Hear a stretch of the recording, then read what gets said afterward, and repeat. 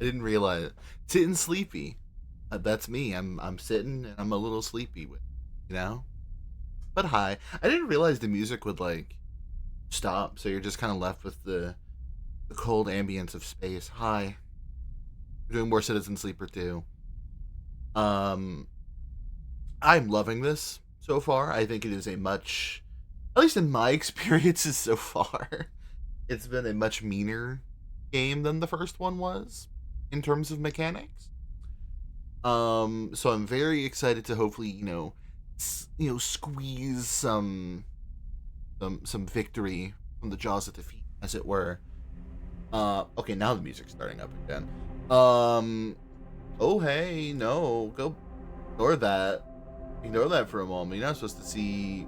Not supposed to see double tap screen to show menu. Ignore me. I could have sworn I already turned that shit off. Regardless, hi. More Citizen Sleeper 2. My cursor is still showing, thank goodness.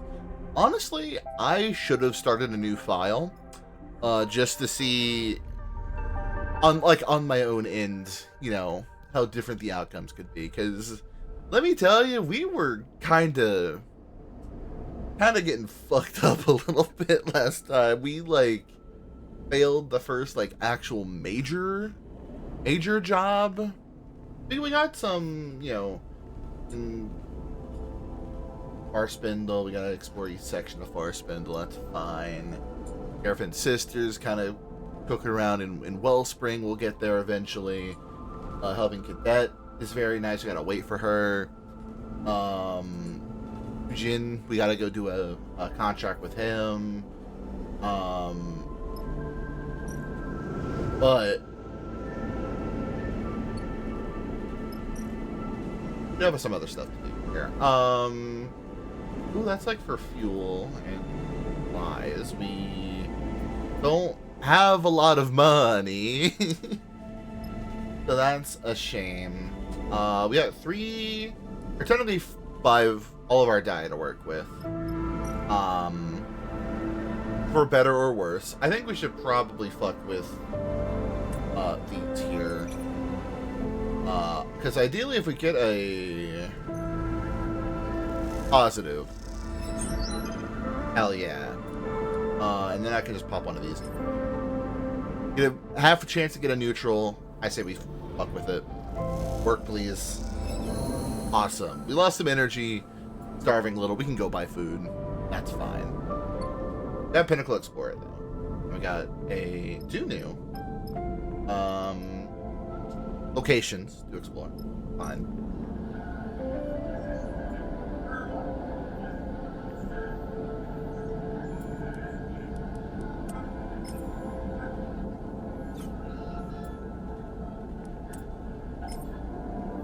Regardless, I think we're not getting really good dye on the. Let's hear about. Let's gamble in the Beltborn venture. You'll need a member's backing, perhaps after enough shifts. Okay.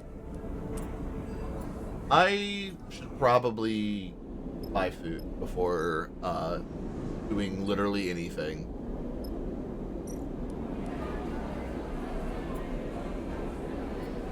Let's get some fucking kelp. Yeah, that's our energy. That's. Where else? Wits. I mean, what's the glitch die is either you get a positive or a negative. May as well. Positive, positive, positive, positive. Fine. Fine. At least hope for neutral. Okay. Got a new location. Spindle's Edge. Improvised resident. Most of the Spindle workers don't like going out to seal up to new units. They leave that tiring and dangerous work for outsiders. Thanks. I mean, understandable, but thanks. So we're still on the hunt.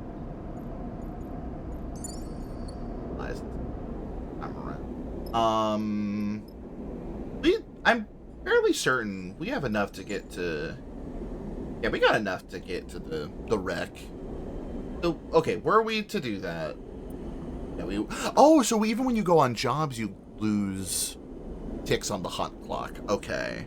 That's really, really good to know, actually.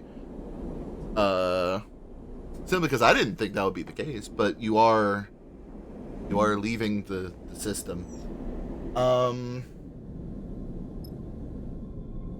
Where can I spend? Where's a good place to spend? That's all money.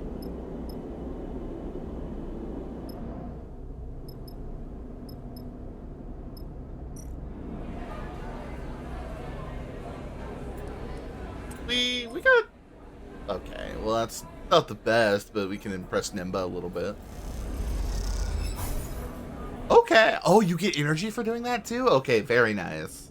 Hey, that was a not terribly uneventful cycle. I would say that's a quite good cycle, even. It's in the day. We'll get some good stuff going the next morning. Oh, those are good dice. Leaper, Cadet Jeffs from the shadows outside Bliss's Bay, looking around nervously as she approaches. I'm gonna need to call in that favor. Her face is pale and deathly serious. I mean, oh, because you wanted a favor from me because you stopped me from getting run over in your courier tunnels. Like, are you good, though? The big group of spaces going noisily down the passage. Okay, so you're being real secretive about this, aren't you? Someone hit stripline. No idea where Kamala is. Bunch of goons tearing the place apart as we speak. And tried to grab me, but those muscleheads are slow. Yeah, who? Okay, that's maybe a dumb question, because I feel like a lot of people would attack couriers if they knew what they were carrying. So, wait, why? My package asked for your help with the one that was bothering me. Yeah. I reckon it's got something to do with it. The job was a bust, and an express run all the way to the underhang, but when I got there, no one home. It was smashed up like someone got there first. Should have dumped the package and run, but I brought it like a good girl. I brought it back like a good girl, stashed in the safe spot in strip line. The Cinder might come to recover it, and when they didn't, well, I got curious, popped it open. Stupid thing to do. Inside was a drive encrypted to hell and back. You didn't encrypt it, though, did you? Or decrypt it, rather. Well, I heard sleepers are good with data, with text. I thought you might be able to take a look at it. Now strip line's trashed. Here's the thing. Back when I popped it open, I noticed the drive had a dispatch marker, hexboard. Oh, I see. Expert. Oh, okay. So we're, it was sent out from there just before it got cooked. So like right before the place exploded. The kind of attention I've been getting the past couple of cycles. There's a hand terminal from her bag, taps a couple times, and holds it up. Behind. Oh. Spindlejack KD74 in breach of FAR spindle codes B12 plus F34. Reward for information leading to capture considered dangerous. Ah. The kids busted on the transit channels. Every Spindlejack, hauler, and freight carrier is going to be watching for me. Swirls back the hand terminal angrily, stuffing it away in her bag. Something's going on. This is too much, you say, and she's just like, no fucking shit, dumbass. Upside to the side, her eyes flashing with anger. Now for that favor, sleeper. My connections are burned. Hell, my whole career is gone. I need to fight back. If I walk away, there's nothing to walk away to. Yeah, I would offer my fucking hand. You should get the drive. If they wanted that much, then I can use it to buy my way out of this shit show. I tucked it away somewhere safe, so my guess is they haven't got it yet. Slip in, I'll give you the location and pull the thing out. Should be simple. None of this is simple. It's a very snatch and go, don't overthink. If this thing turns out to be worth something, you'll get your deal. All I want is my life. Drive is in the workshop. There's a loose panel behind the airbag rack. To the back of the fuse box. Heading down spindle to the overhang past the end of the transit tunnels. No one will rat me out there. I'll come find you when it's done. Still got some network access. I'll know when you go in. She winks, offering no further explanation. A box locked up nearby. I'm gonna hop. Do me this favor, then we're clear. Stay safe. Doing my best, sleeper. Thanks. Thanks, Cat.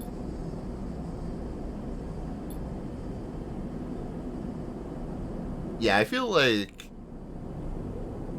kind of kindred spirits in that way, considering both incredibly. This thing looks like that needs the kind of sensible person would steer well clear from. Maybe so. The Hexport connection's probably very important. Because I wonder, because what is considered, in the eyes of the game at least, I like, it's playing off its tabletop RPG connections very, very heavily.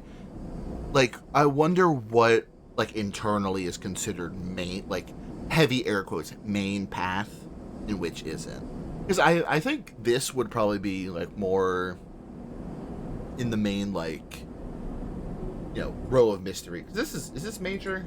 Oh, these are both minor. Okay. Well, I was gonna say maybe this would be like a major drive, considering this is related to the Hexport explosion, but we'll make it work. Alright, where is that? Because I want to... I mean, hopefully... Okay, here we are. That's a lot of dice necessary. Let's go down here. Which one were we almost done with? It was Spindle Edge, correct? Alright. So let's hope for positive and we'll be done with this. Positive, positive, positive, positive. Damn it. Okay, I can... A shit fuck die. Oh yeah. Minor drive complete, which I assume was the one for our spindle. We got everything in here. What is that? Scrapper ship. Oh! Oh my god, I can buy scrap. Oh, thank god I can buy scrap. I don't have the money. Or do I have the... Do I have 4 now? I have 3. Fuck. Really, having a point in engineer is going to be so fucking helpful.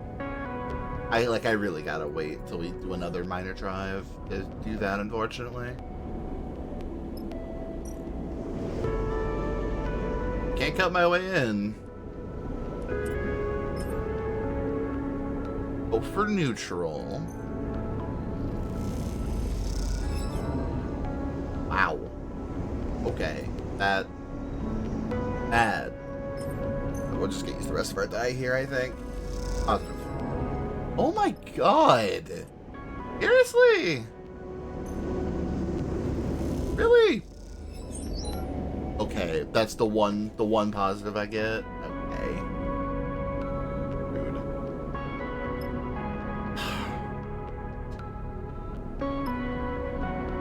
Scary. What's the easiest?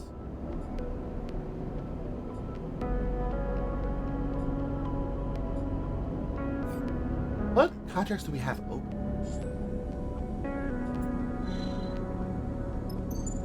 Alien.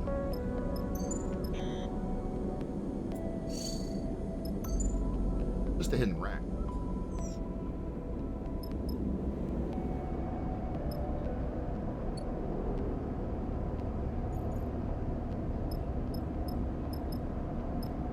Workshop, you need...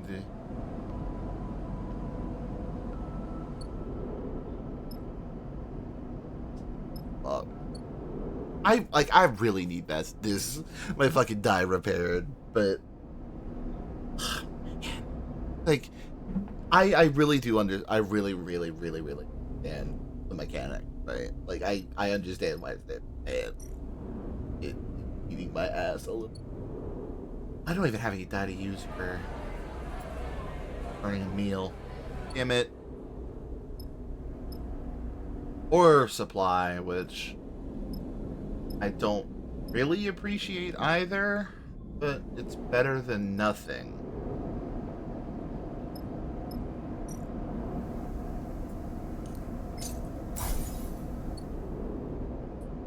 Cycle. Hope we get good die tomorrow. Please. Good dice. Better than yesterday's. Okay. let's... That damage is scary on that. I almost wish you could push in normal gameplay and, like, still fuck your way, you know, with the stress going on. Okay. Positive. Hell yeah. Positive again, perhaps, would be wonderful.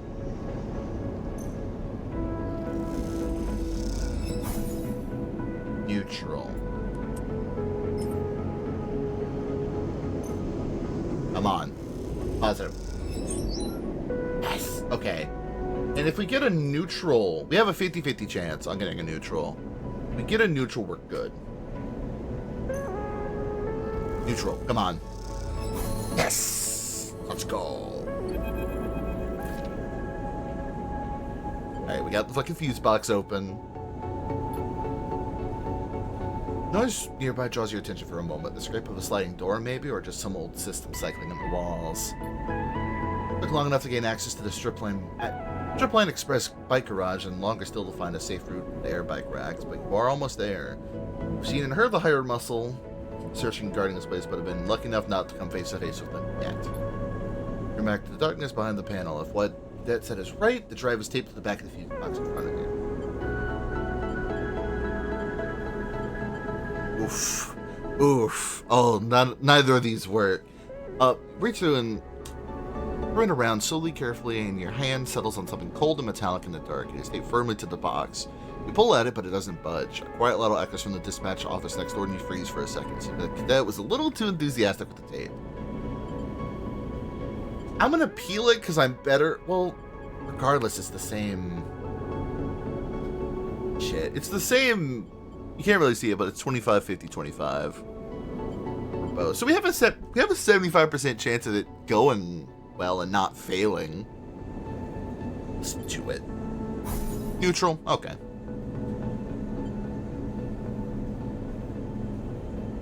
All right, we got the drive. Let's get the fuck out of Dodge.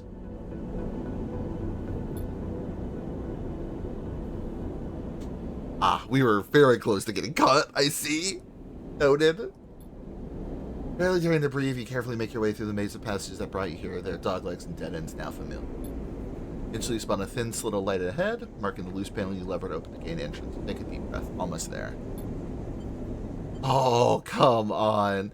As you reach the gap, you freeze. Voices rumble from beyond. And peering through, you see two figures in dark clothes searching the cabinet bay behind the strip line. Eyes are drawn to the dark, boxy weapon one holds at their side. Shit, you hiss silently to yourself, your eyes searching for a path through. We are waiting for an opening. Positive. Yes! Oh, I get... Oh, that... Yeah, okay. I did not know this, that getting positive on these skill checks are reduce your stress. That's very nice. Wait silent and still as the figure search. They split and drift across the bay. You take the chance, sliding open the panel and slipping behind the scrapping boxes at the edge of the room. Shadows, you make your way to the far side of the bay and the public passes beyond. Hi, cadet. Thanks for stopping by. In a moment, you're on the back of the airbag, clutching the strap of cadet's bag as she guns it down the passage. The air resistance almost repeat. Leaning against her back and let out a sigh, the drive pressing into your rose beak. You did it. Let's fucking go. Still alive back there? Cadet's voice back from the hypnotic rhythm of the tunnel lights rushing past the airbag. Close the back with a rapid series of hisses, and you realize she has brought you back to the passage outside Bliss's Bay. I don't understand the route she took along the loop through the branching transit station, but give up. You can let go now. She straightens up and you unhook your fingers from her bag strap, separating yourself from her back. Push off the bike gently and float in the passage beside her. I'm very curious who those guys were, but export is my priority. Fair enough. Want to show me the drive then? Now, what is on here that they're so protective of? Also, we don't know. Well, I should have probably asked who they were, because all lump of solid state memory with a few markers on the spot of yellow hex among them. Export. But now it's probably a very good question to be asking. She wing slides it back around her shoulder to the front and slots the drive neatly into a pocket. There's someone in the scatter yards who can crack anything. She's my first protocol to crack this thing open. And I should make myself scarce from the spindle anyway before those dickheads catch up with me. Come with us! Appreciate the offer, but I think it's best if we go our separate ways for now. 2 targets are harder to track than 1. That you... Oh. Bed leans away from her bike, squinting out of the viewing window at your ship behind. That yours? If I'm not mistaken, that old thing is going to be a struggle to reach the scatter yards unless you've added a Hasnav suite. Hasnav? Yeah, a belt between here and the scatter yards is drowning in debris worse since Hexport. We need hazard navigation to make the crossing safely. Lodic Syndicate created the tech to help their tankers cross the belt. Common knowledge. If you head up to Wellspring, you can barter or steal a suite. That's casually. Here. Not enough here for refit, but maybe you'll find some use from chits? Oh, engine component. Let's see. She's gonna use in the booster. She taps the frame of the airplane, but you deserve them. She meets your eye, then looks away. Not like I'll be doing any runs for a while anyway. Thanks. Nothing, like I said, you deserve them. She flexes her fingers on the bike's handle, eager to be away. That airbike stutters and purrs, trembling in the air like an arrow ready to be loosed. You're around. She winks and guns the throttle, zoning off down the pass with a pulse of air that ripples through her clothes. There after her she goes, the back component still hanging from your hand. Realize as you look down the passage, you ever asked how cadet planes get to the scatter yards? That question, like a score of others, will have to wait until you run into her next. Although you have a feeling she will find a way to slip away before you can ask them next time, too. Head back towards your ship to stow the components, idly wondering if you could justify buying an airbag to Seraphin as you do so. True. Oh, hell yeah! Let's go. Alright, give me that shit right now. Alright, we finally fucking have any operator, like, engineering points. We're no longer negative in engineering forever. Super nice. Well, that's it. Seraphin Sister, Hexport. Oh, this is a major one now. Okay, so we finished the minor part of it, and now we're in the main. Okay. I guess Eugene is the next big part, isn't it, huh? Alright. Sleepy time? Oh, those are engine. Now, are these eligible for ice fixing? They are. No, they're not. These are... Look, you can't really see it behind my horn, but the fucking thing here, it looks really similar. But no, that's a shame. Oh, wait. Oh, I have a dice back. I have 4 die instead of 5. That's actually very, very sick. Alright, we're good on energy, right? I think. Oh, no, we have 1 more die. Let's fix that energy problem, perhaps. Not indoor. We can't be doing it. Oh, wait, can't I do this? Yeah. Be neutral on this now. Neutral. That's money. I will gladly take money.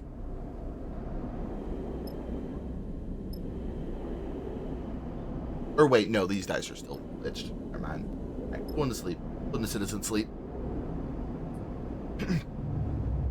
We'll have enough supplies for 3 days worth. Oh, those are bad dice. Shit. Okay.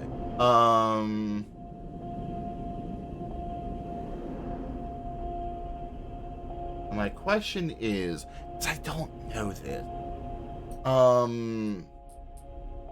What for contracts? Sorry. Take away from hubs. While on a contract, you'll be able to assign 2 dice for each member as you was. Certain outcomes group. Yeah. But if you start, can you do a? Okay, cycles in there. License.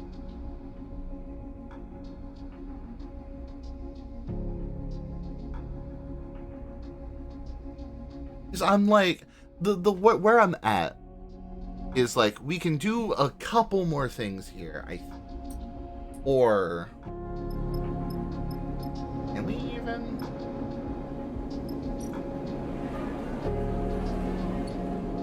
Get more energy, but energy's not going to matter on a.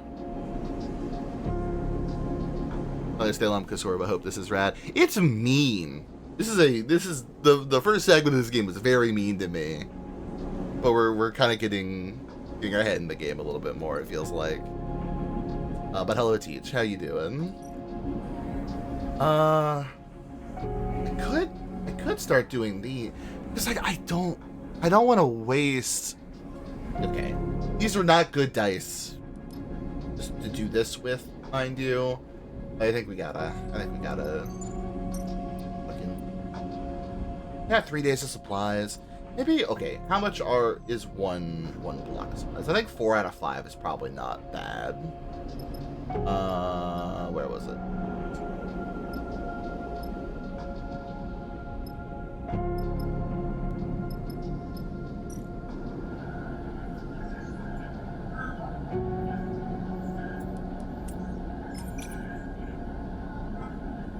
I guess I could.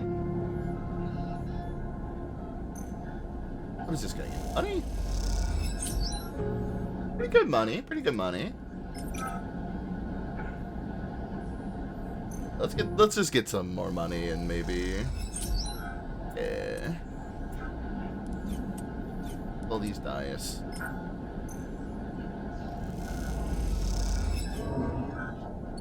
Bad. So I think that probably means Gen. Neutral. Okay. One more time. Neutral. Let's go. Alright, perfect. Alright. Just pray for good dice tomorrow and then we're gonna go do that job before fucking Lane gets here.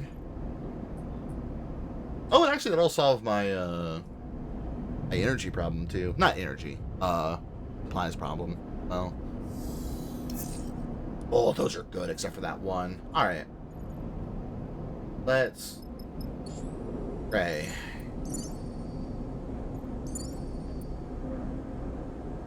We're pretty well rounded, it feels like. Alright, let's fucking do it to it. Pray this goes well, because I would love to have more guys. This is not what you promised. Seraphim turns to Yuchin with a raised eyebrow.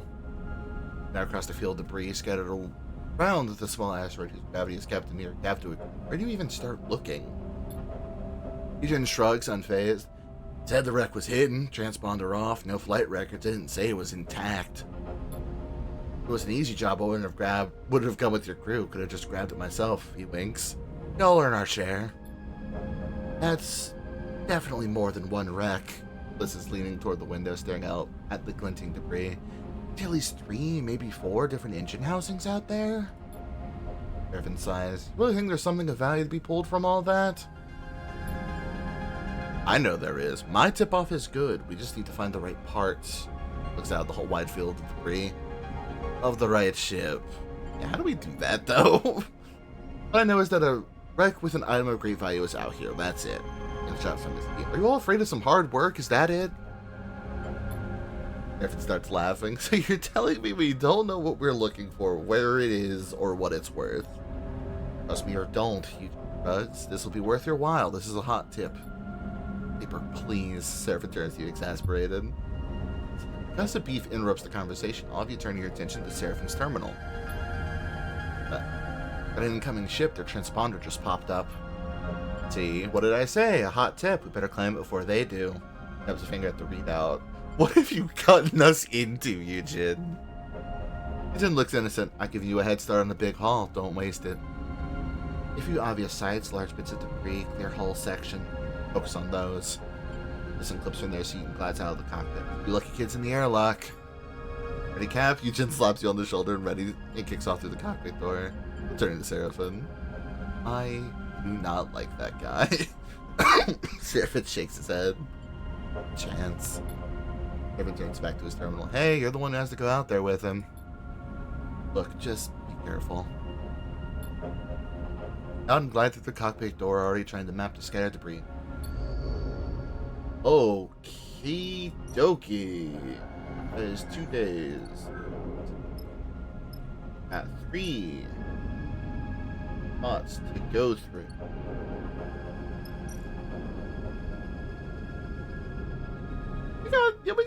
We got some intuition. I'm gonna imagine that it's the bigger ones of the 3 that probably have the what we actually like need.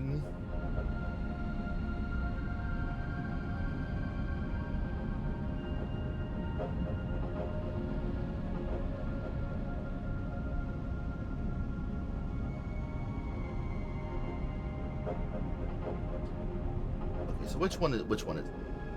Scattered wrecks. Get it out. Okay. Let's start.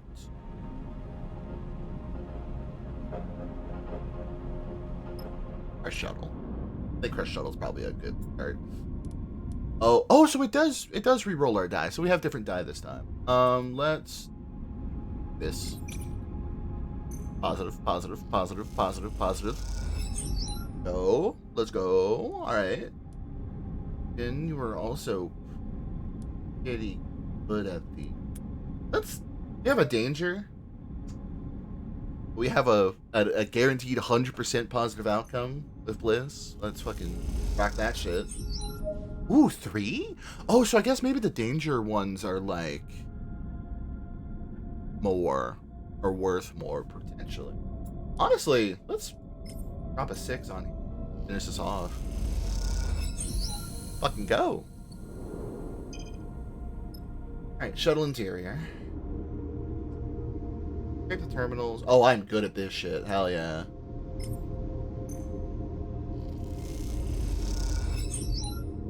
Still 2. Gotta... Oh, because you don't have interface. Ooh. No, you don't either, but you have better die. So I've got glitch dice. Okay, y'all are a better option. Positive. Vote for positive. Come on. Neutral's fine. I will take it. Positive, positive, positive, positive, positive, positive. Let's go. This is going way better. Okay. Let's Eugen. Okay. Maybe save that 3. I'll pop it. Alright. Yes! We are kind of killing this job already. Alright. What did we get from that? Unstable cipher. King Pasco will be erased at the end of the contract, rather. So I think probably this big one's probably where it's at, you know what I mean? You have a 3. 35 positive. Pray. Oh, +2 stress? Do we have contract stress on this yet? We don't. Okay. So this will just stress me. Honestly, if I put... Can you re-roll the...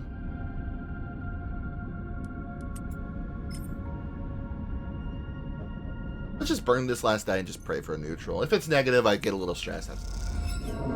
That's a lot of stress. Okay. Alright. Well... Yeah, no energy loss. Can take that. We've got a whole other day to work on this.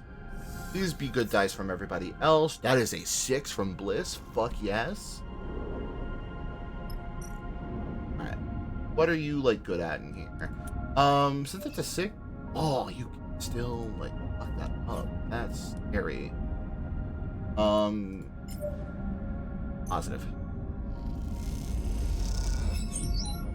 Yes. Let me drop my 5 in. Positive. Okay, that's a 2.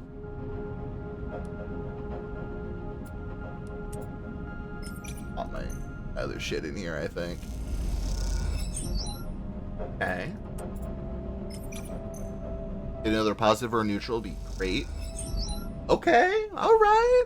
We're kind of ripping this shit to shreds. 50 neutral, 50 negative. Kind of bad.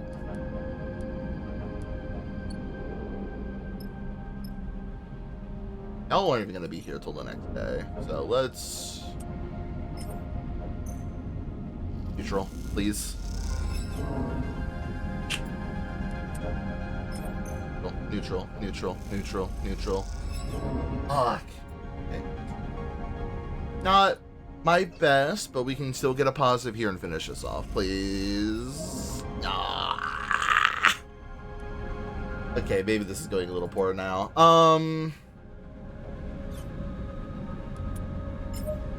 50 neutral? You got stressed from it. Okay. Bliss, you are our last hope. We have is a coin flip chance. Damn it. Shit. Okay. Yeah, I can't get those dice back. Alright, well, whatever this complication is gonna be is gonna pop tomorrow, so that sucks, but we'll make it work. We'll make it work. Give me good dice. That's a 5. Okay. Eugene, you piece of shit. Where are you? Sort of voice right out to the ship as you are finishing your breakfast in the mess. Everyone turns to Eugene. Seraphim always shaking his head. Esna, he says under his breath. You suddenly recall the steel-eyed captain who confronted Eugene and gyre back on the far spin. Open this airlock before I do something I'll regret. As her voice echoes through the room, you realize you're supposed to be at the rig's entry lock using the comms panel out there to speak into Ben? You two resigned look. Should let her in. Off toward the door, but Seraphim just between the exit. Are you sure about this? Because he is angry, but also looking at you for assurance. You ready? Yeah. Seraphim nods and his eyes darken. I'll be ready. And falls as you glide down to the airlock and hit the control for the extinguisher. Let me handle her. Eugene gives you a nod. This is my shit. Raises his hand in submission and drifts back a little. Watches the airlock cycles and you see a little bit of Vesna through the viewing window as she removes the helmet of her suit. Prepare yourself for whatever comes next, hoping the Seraphim is somewhere nearby. Oh, her design is so cool. Vesna throws through the airlock door, her eye implants making it hard to read her expression. I prefer not to have to stand outside banging on the door. There's Eugene seeing him behind you, but I also prefer it when my contractors don't try to screw me over. Did she want to talk to Eugene specifically? Yes. I'll let her talk to you. This is how you treat all your clients, Eugene. Promise to deliver the coordinates they help you to find, then instead when you find out their value, go to another crew to try to steal the prize from under their nose. That did. I knew you were an amateur, she smiles, but I didn't know you were an idiot too.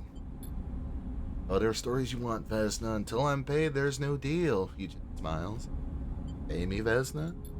Vesna looks frustrated. You know as well as I do that payment was on receipt of the court. Sorry to say I won't be able to deliver. Feels off. Shit. Vesna's hand goes to her hip. Now, you were a guest on this ship. Seraphim's voice comes from somewhere behind you. Let's all remember that. You're about to see Seraphim holding a hole bolter at his waist, its wide muzzle trained on. Vesna lets her hand go loose at her side, abandoning her. Of course. Eyes. Well, you might all see the breach of trust in this situation, but I was wrong. Yeah, I don't want to escalate this. On that, we were agreed. Backs a little toward the back door. Eugene, she looks at the freelancer. Don't think I'll back off. My crew can find this thing faster than any mongrel crew, she smiles. So the prize take all. Yeah, made the better crew win. Fuck you. Smiles. Vesna slips back into the airlock and hits the control panel before scissors shut. Eugene suddenly tumbles forward as something hits him in the side of the head. Idiot! I love Seraphim. Seraphim stands behind Eugene, having sewn the heavy muzzle of the hull bolted directly into his head. Ever put this crew in danger like that again. Seraphin is right, though. And catches himself on the wall. It's okay. Well, it's a little blood from his forehead. I get it. That was sloppy. Your whole thing is sloppy, Seraphin bristles. This is how you get yourself killed. But as I am enjoying this display of aggression and idiocy. Words are hard. This voice comes from behind you all. We still have a contract to complete. Now we have competition. We should leave, cut our losses. No! We're literally almost done. Now wait. All this you're gonna give up and turn tail? Yeah, Eugen's right. Yeah, you are right. Alright, time for you to prove your worth. I'll be watching. Yeah, we are good to go, IMO. But the Limhound? Very, very fun name for that ship. Eerie? Shut up. Ah! Dropping things. But it's determined to find the wreck and claim its prize. If you don't get to it first, this will all be for nothing. So you have 5 days to do this. We, I think, are good to go, I want to say. And you've got a fucking 5-er. Let's just get this shit done. Bada bing. Eugen's wreck. Great salvage. Unlock with oh, we already have this. Let's go.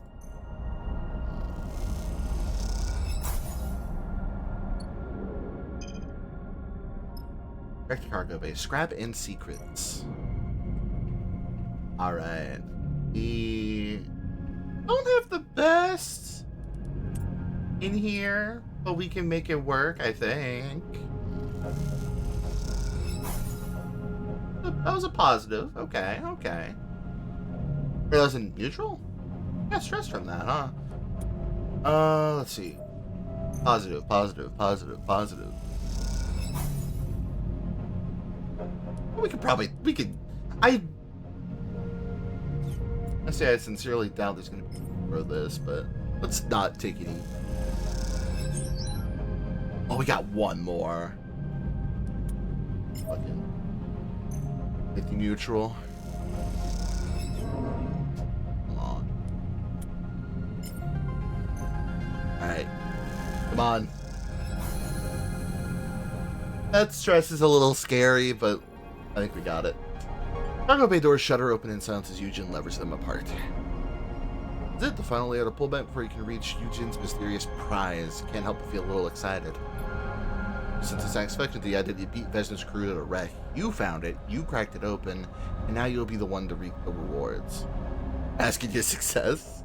I think we'll imagine Vesna's anger when she finds out she's been beaten to the punch. That alone is almost worth the effort. Maybe she'll hit something. Maybe she'll hit one of her crew. You feel yourself smiling inside your helmet. Those are open enough for a person to glide through now. Beyond, there's only the darkness of the cargo bay. Follow Eugen in, the headlamps on your screen lighting his back in the dusty void beyond. See the boxes appear as if by magic out of the dark. Eugen glides past them. Do you not see them? You stop and take a look. A stack of 4 sealed boxes sit in the middle of the bay, their armored exteriors caked in dust. Hi, JM. Let's see. Plug it away. Ship components still. Ooh, ship components, you say? In the belt where most tech has been through hundreds of hands, patched up and reconfigured, this is a solid hull, but not the kind of hull that gets fighting over it. Something doesn't add up.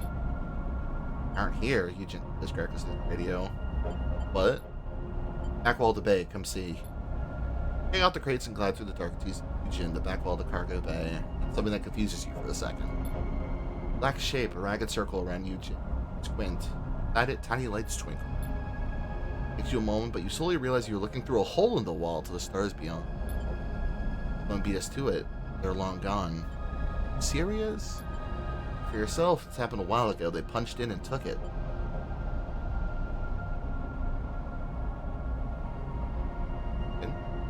Buddy? Finn turns about to you, his face pale in your torch headlights. He seems to be lost for words. Folks, Bliss's voice comes through this panel. Not Seraphin tell me Vesna's crew are coming this way, so whatever you've got in there, if you want to keep it, grab it and get out now. Already heading for the rig. I'll get the cargo bay open and prep for your arrival. Don't dawdle. Best luck.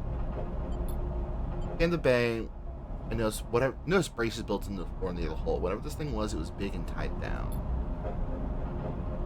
And silly scenes were getting his focus. The crates, let's grab them and go. Now that across the bay, your mind still raises questions. Something about Eugen's reaction tells you he knew what he was expecting to find here. That's the case you think it's yet another lie he's told. Let's reach the crates, quickly push them together, yada yada. There'll be two idiots on your way back. This was just about to reach that wreck you're on. We're inbound. Well, Seraphine continues. Tell me then, what ancient and powerful treasure did you find in that thing? Gold, a Conway warhead? Gates of components? Seriously, Sleeper, me and you are going to need to have a serious chat. Push the debris field to the ship and silence your eyes on the scrap for a second. You don't think they'd ambush you, but then again, you wouldn't put it past them. Reach the cargo bay and guide the gates through the open door. You shoot Eugen a final glance. Give me time. I'll explain in time, he says quietly over the radio. Enterprising, even shouting at him, but you realize there will be plenty of time for that on the journey back to the far spin. For now, you just want to get out of here. Air.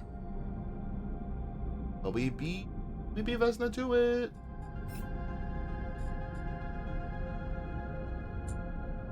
Decide if Eugen stays, huh? Yeah, I guess we just fucking, like, go back home. You can now travel back to the hub. Once you leave, you will not be able to return. Yeah, we're good. I think we're done.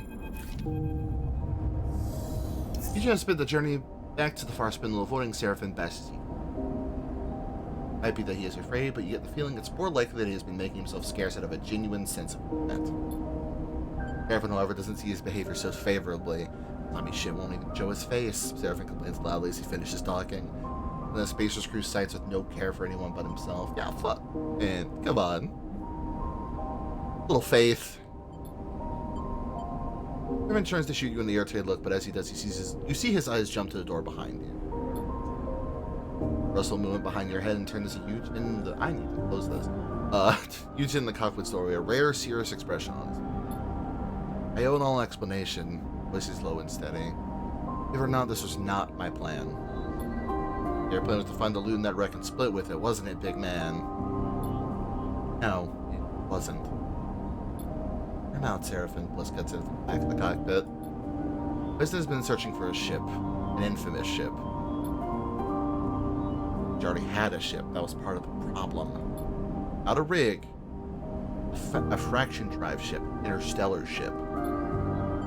Listen to shut Seraphine up, and you don't blame him. Interstellar ship here on the belt? That's tech from the core systems. No way.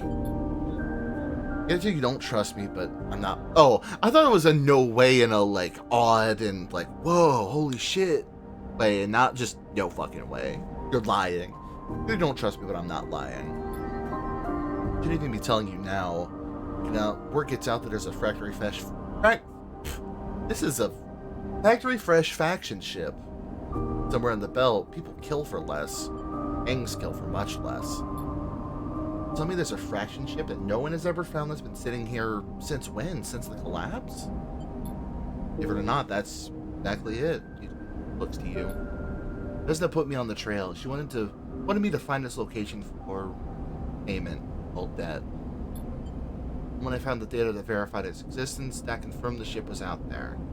I couldn't give it to her. That's when you... I keep it from her. Eugen folds his arm. You may have met Vesna, but you don't know her. As Eugen meets your eye. One of the last people in the belt who should have a ship like that. What do you mean by that? Well, no one has a ship now if it even exists. Need I remind you that it wasn't there? Your data was a bust. No, it was there once.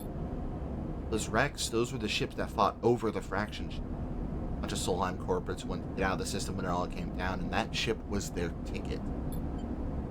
Alien Path, out at the far spin. It was there, but someone moved it long before we got here. Leave the belt, sign me up. You and me both, Sleeper. I am sorry, Sleeper. And to you both as well. I wanted to keep the secret. I wanted to find the Aphelion path, and I knew that if I did, you would understand. Still, I was wrong to manipulate. I'm not done. He raises his head. His pay is hard now. I will find the ship and I will leave. Will you do that? Seraphim shoots the slide with no ship of your own in Vesna at your back. He ignores him and moves closer to you. Sleeper, I will uphold our deal. I will serve on your crew. I have news of the Aphelion, you will know. That is what we agreed. Seraphim turns to you. I know, I always say it, but this time you have to listen, Sleeper. Seraphim gestures to Eugen. This guy is no good. I've known his type. Don't bring him. He can be your escape too. You're in, boy. Seraphim sighs getting up from his seat. Got a lot to prove. He passes close to Eugen. Just better get on with it. Eugen meets his eye, but it says nothing. When Seraphim is gone, he looks to you. Thank you. He turns and leaves. Like the ragtag group we have here. Bliss nudges past you. Now you understand what a second chance is. I'm glad to see you understand that others need the same. Now, stare out of the cockpit at the lights at the far spin. Well, you hope Eugen understands. Nick. You hope even harder that Vesna doesn't hold a grudge, even though you know for a fact she does. Besides, the bunks are going to need expanding at this rate. Hooray! Oh, the music kicking in after that? Alright. Got only major shit left. So what about, okay, so like belt wise. Hellion Gate's probably where we need to go next, yeah. Lots can't get hazard stuff. So to get the Holmes Rock, we pass that. Hellion Gate's where we get that, I believe. Oh wait, no. We got another contract we can do. Yeah. We can get scrapping components for it. That'll be nice to heal our fucking shit with. We need to go back on some. Let's use our die. Some money. Yeah.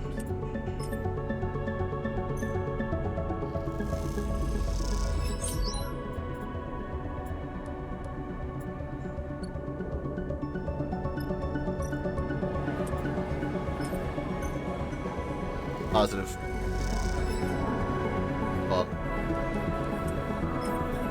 Neutral? We can neutral this up. Come on, man.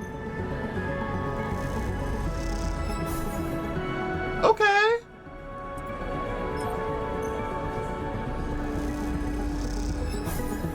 Alright, we can finish that tomorrow. We got energy for days. At this point, we need fuel. Focus on fuel scavenging again.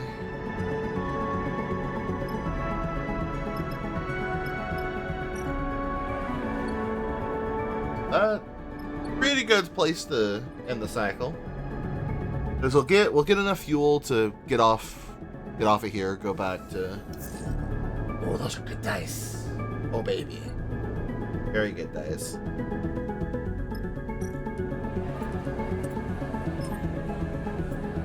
I kind of hate it. Let's use one of these. Ray. Neutral. Nimba. Dipper Nimble wants to see you. None to the other volunteers, you wipe off your hands and clip your cutlery to the magnetic rack. Shift out of the improvised canteen on your way to the kitchen back. Busy shift, and each shift seems busier than the last. That makes sense, of course. Any floor of refugees arriving for most of them barely chit to their name end up at the underhang. Crossing into the kitchen, you can hear the rumble of the refugees' conversations through the hatch. The shaft leads you past the rehydrators and the hand-built centrifugal oven. Small office unit at the back of the kitchen. They knock on the door for you, then glide away to finish their own meal, leaving you to wait by. Around the small but carefully arranged kitchen is wait your shifts here, having left you familiar with the mix of improvised and salvaged equipment, some of which you've seen before. Oh, man, the character design in both of these games is fucking incredibly good. And this perch at a desk uplit by a small transparent terminal screen. Reading glasses perched on the end. You've seen Nemba before, but not as much as you'd imagine you wood while working at a place called Nimbus Kitchen. You know, there isn't a proper sign out front. Everyone in the underhang knows the name. And himself is more of a mystery. Apart from the occasional barked order in the busy kitchen, he's little more than a blur. I want to help. I help. That's why I work here. Huh. Do well here, Sleeper. You are fast, precise. You're doing good work. Does make the scrolling. Yeah, thanks. Nimble lifts a hand in response. I worry, Sleeper. Good workers like you, they move on fast. Back and look. 10 cycles, maybe more, maybe less, and then they're gone. And the team gets used to having them here, gets used to working at it. Then suddenly they have to work differently. Pick up the slack, change jobs, change stations, and a few of them think, well, maybe it's time I moved on too. What I found is good workers are trouble, especially those who come and go like you. Us is watching. Oh, yeah, let him say his piece. Place it runs on consistencies. Those that turn up every cycle, good or bad, they get the people bad. Takes off his reading glasses, inspecting them for smudges. Let's be honest, that ain't you. Let's cut to it. I can't use you in the kitchen. You're done. Sorry. Place also runs on all those machines out there, on those suppliers that can rope in the donation.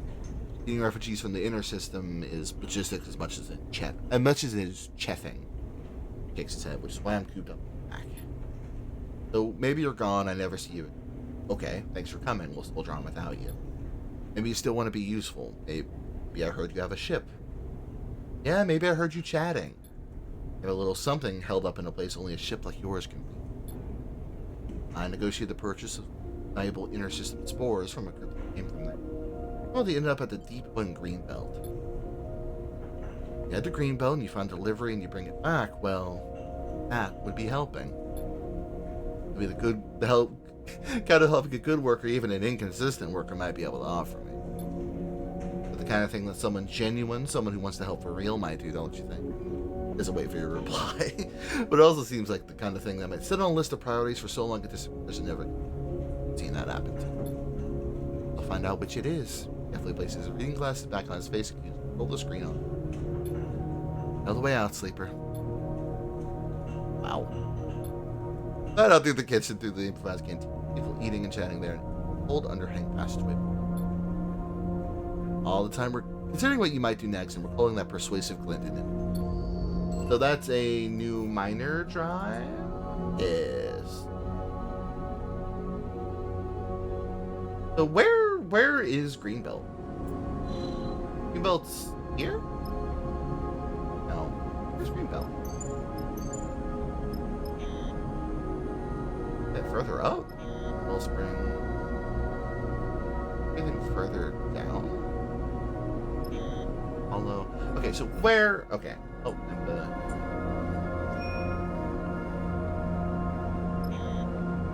okay, so that's there. Okay. Alright, I think we gotta go back to Flotsam. That sort of seems like the thing we have to be doing. I'm still like... Oh, okay, so that's just the next thing you want me to do. Noted.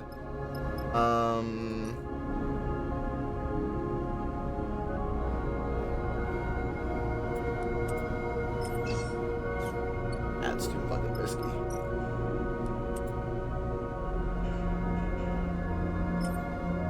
Positive. Let's go! Where else was it? Oh, right, the gambling bullshit.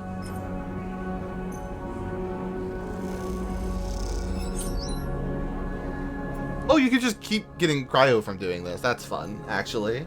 I will gladly take this. Neutral. Neutral. That's vaguely money. Where's our...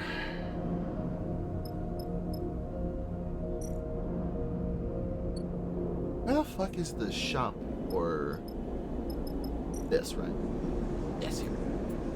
So let's...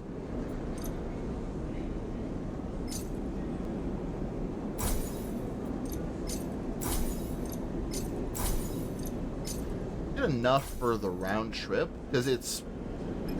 right?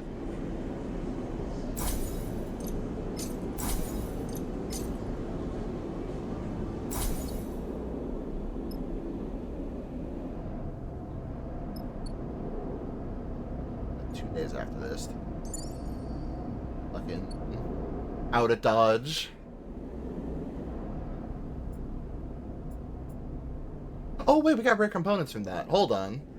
Hold up. Wait a minute. Rare components for regular ass dice repair. Oh my god. Oh my god, I can repair both. Oh my god, we're back in business. Oh my god. I didn't even realize we got those for finishing that. Oh my god, we're back in business. We have full dice.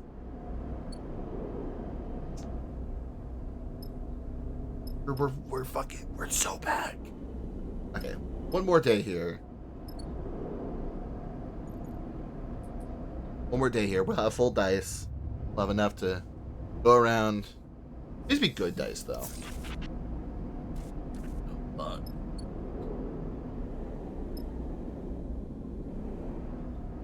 Oh, fuck. Let's help.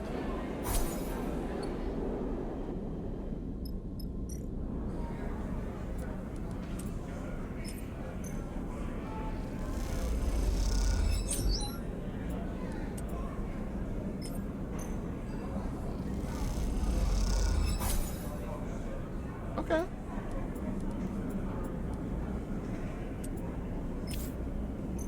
20 positive, come on. But hey, at least you still get like money for it. I don't want to just use for this, but it's money even if we are like okay. That's better than I thought it would be. I think that's the only place we've done. That's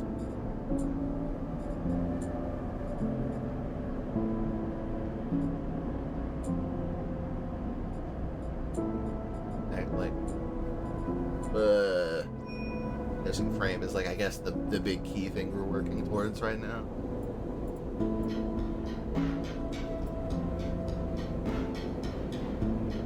Throw a random dice book.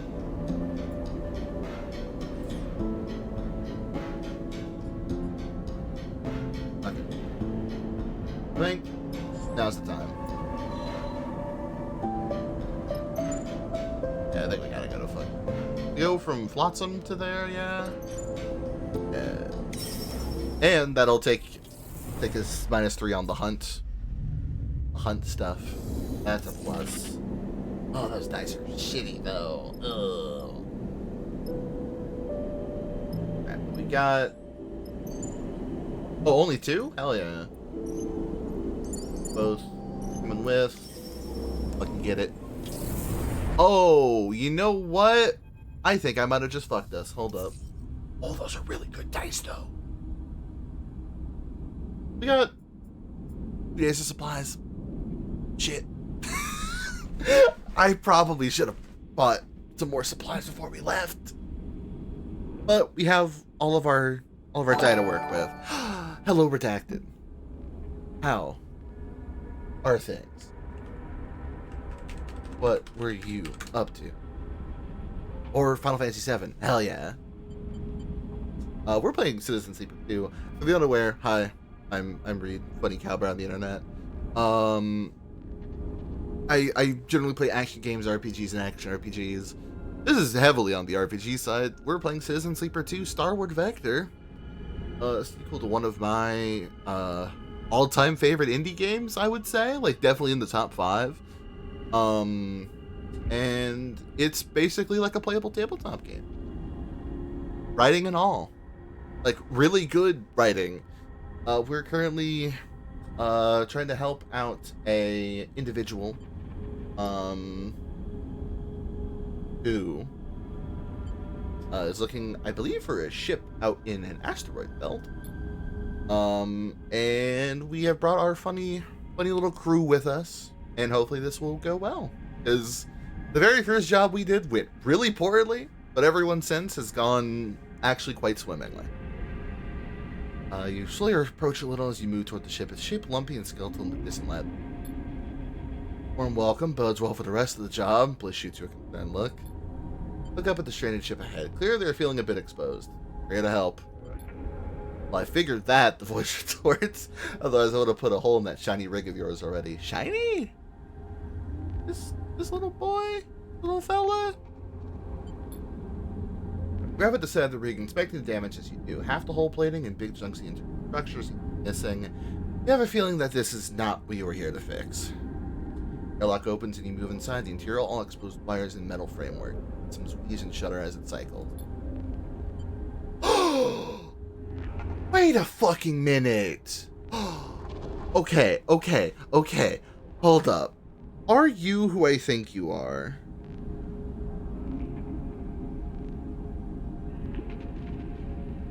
Are you the... You can't be. What was... Because there's an older woman from the first one as well. Hold up. This is gonna bother me until I fucking figure it out. Hold up. I don't think it's her.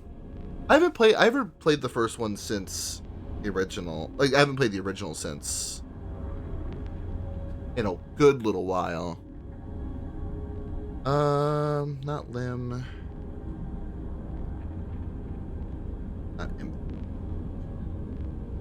Infus is the funny fungal guy.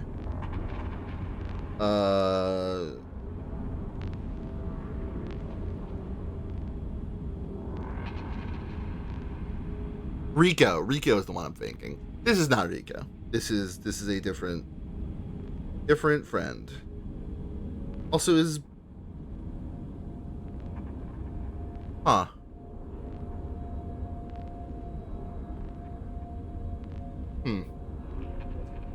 Is it?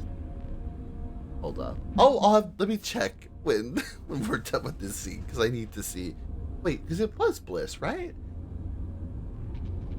Is that? I feel like I may have missed this. I'm like, is that Bliss the same Bliss as in the original game?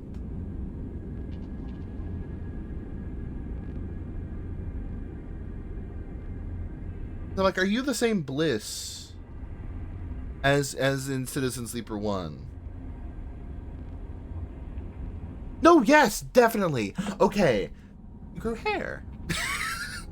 Interesting. I'm glad you have just suddenly, come across with another sleeper this time around. Oh yeah. Nothing about you here, so if you're looking to steal something, you're welcome to it. I'll look at you plainly inside the rig. You do the work that's needed, and I'll let you take your half of the haul. Yeah, understood. Alright then, her face is as placid and unchallenging as a rock. Here's the short of it. Engine's conked down on me and I'm no engineer. Usually get her going, this time's no dice.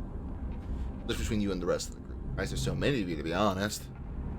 Liz smiles sympathetically. Sorry about that, but don't worry, I've worked on these engines before. They give Alma a wink. I can handle it. Yeah, you are very, very, very, into this. Don't be so sure. Alma leads for the engine. That of her rig much the same as yours. Girl's the sensitive type. You need to know how to handle her.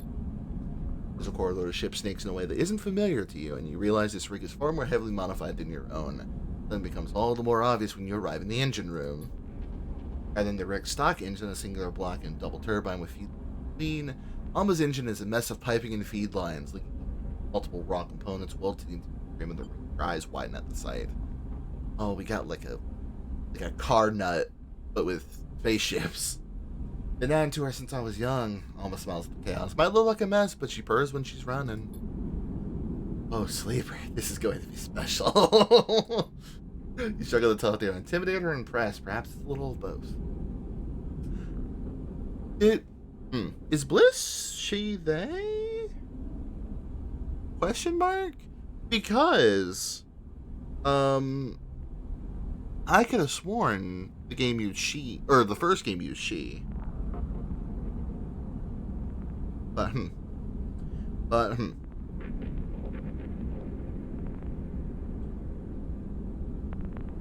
regardless. Yeah. That's about all of it. Alma gestures the loaded engine.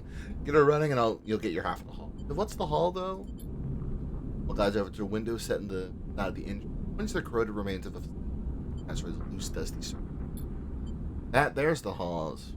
Been as fine as I've seen. A hull is a building? Building and all that's in it. What, you too good for scrapping? Alright, it's that building's mine. Scrapper's claim. Alma scratches at her mess of hair. You'll begin her running. You are welcome to take what you want from it. Up to a maximum of 50% of raw mass, that is. Have to respect it ourselves.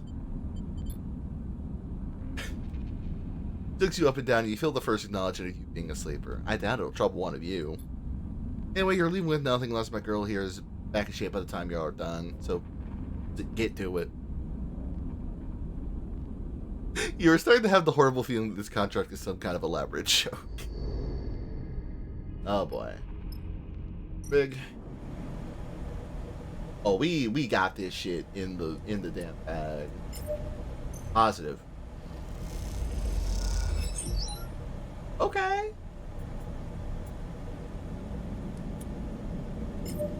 Positive again. Come on. Let's go. Let's go. Alright.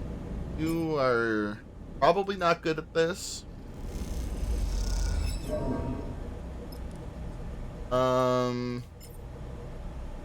We can hope for a neutral. Okay. I fuck with that. Let's get our big ones. I think with this... Let's use like the lower ones first, I think. Oh, come on.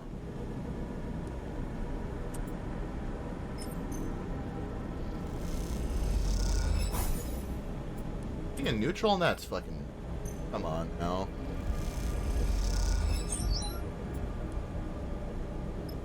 I'm gonna push because I want to reroll that. Yes! We're done.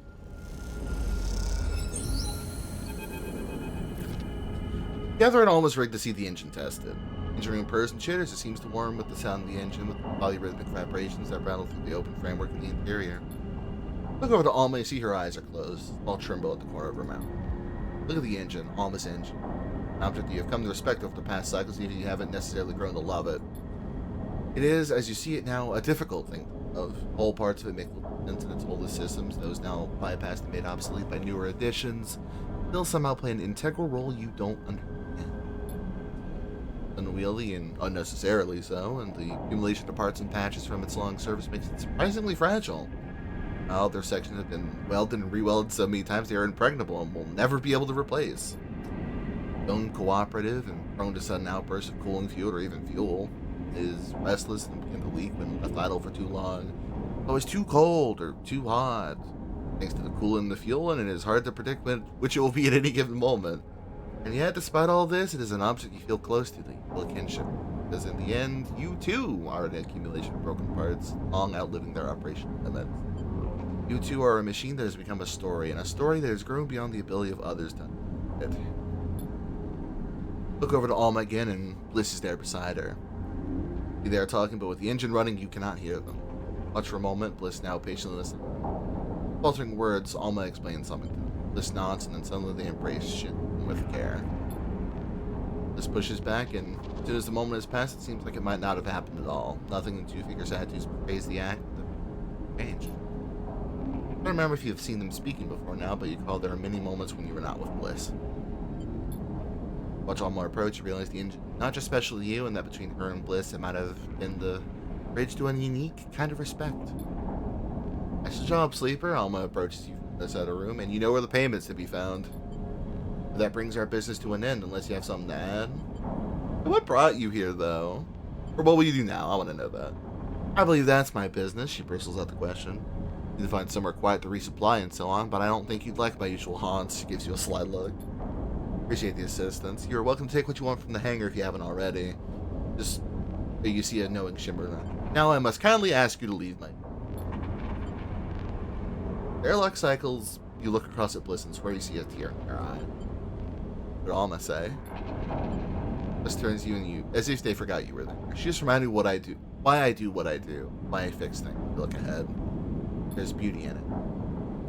Find yourself drifting away from Alma's rig in a haze of thoughts. It's clear to you that at this point, that Alma's history is written all over this place, but more than that, well, you can't be sure. The story, it seems, is... Realize as you gaze at the broken remains of the facility that Alma never took any of her half of the haul. Turn back and squint at the cockpit of her rig. You see her there looking out across the swing. Little assistant machine. The image that, as you load into the rig and begin the preparations to depart, will stick with you. One that every time you enter the engine room of your ship, or almost identical to Alma's rig, leap into your mind. A woman floating above the wreck of what was once her home, for a reason you know it. Fuck.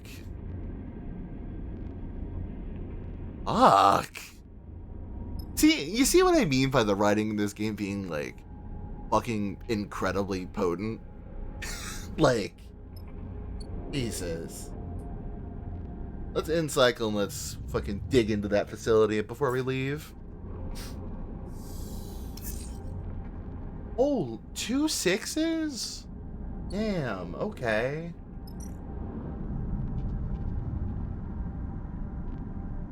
Okay.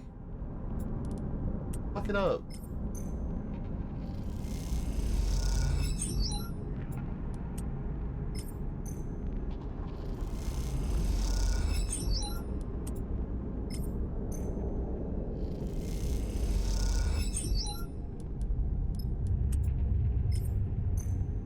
Positive.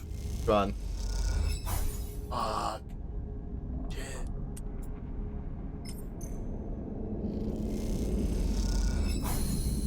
Hidden treasures. There's a hiss and a rush of stale air as a sealed bay deep in the facility's tunnels open. First time in. Flames of your suit lamps reach into the dark, picking out waves of dust and debris. A small bay, big enough for a shuttle, but not a rig like yours. Inside those seams. On the frame of something that sits at the center of the bay. It is wide and flat with a section of... Oh, excuse me. As you move around it, looking at sections of its open frame, it does is a ship, or at least it was.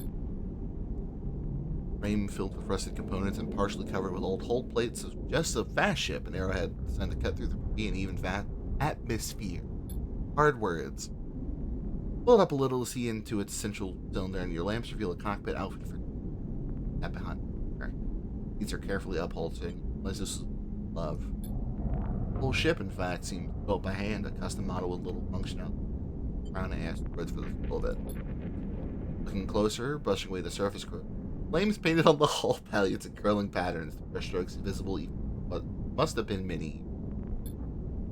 As you inspect the half-finished ship, a sense of quiet wonder keeping you silent, you notice a glint. You approach and see an engine, all interlocking tubes and flared vents. Like any you've ever seen, holes in the side suggest it may never have been finished. Those holes are the source of the glint. Reach in and pull out some strange-looking engine components, each routine and complex. Hesitate for a moment, suddenly feeling you shouldn't be disturbing such an intimate object. But it occurs to you that nothing would please the person who built the ship more than seeing these handmade components occurred in the earth push away from you. As you leave the bay, you turn and take one last look at the treasure inside. It's possible that it never flew, or perhaps it was in the middle of an extensive refit when this... By the way, its flying years have long since passed, and now with the bay open, it will corrode much faster, melding with the anonymized scrap of this place in your cycles. Press a shiver, then start the journey back up to the surface of where the components stay. Good fucking job. More engine components. That'll be probably nice for whatever we've got. Get the nav bullshit from. Alright, y'all have die.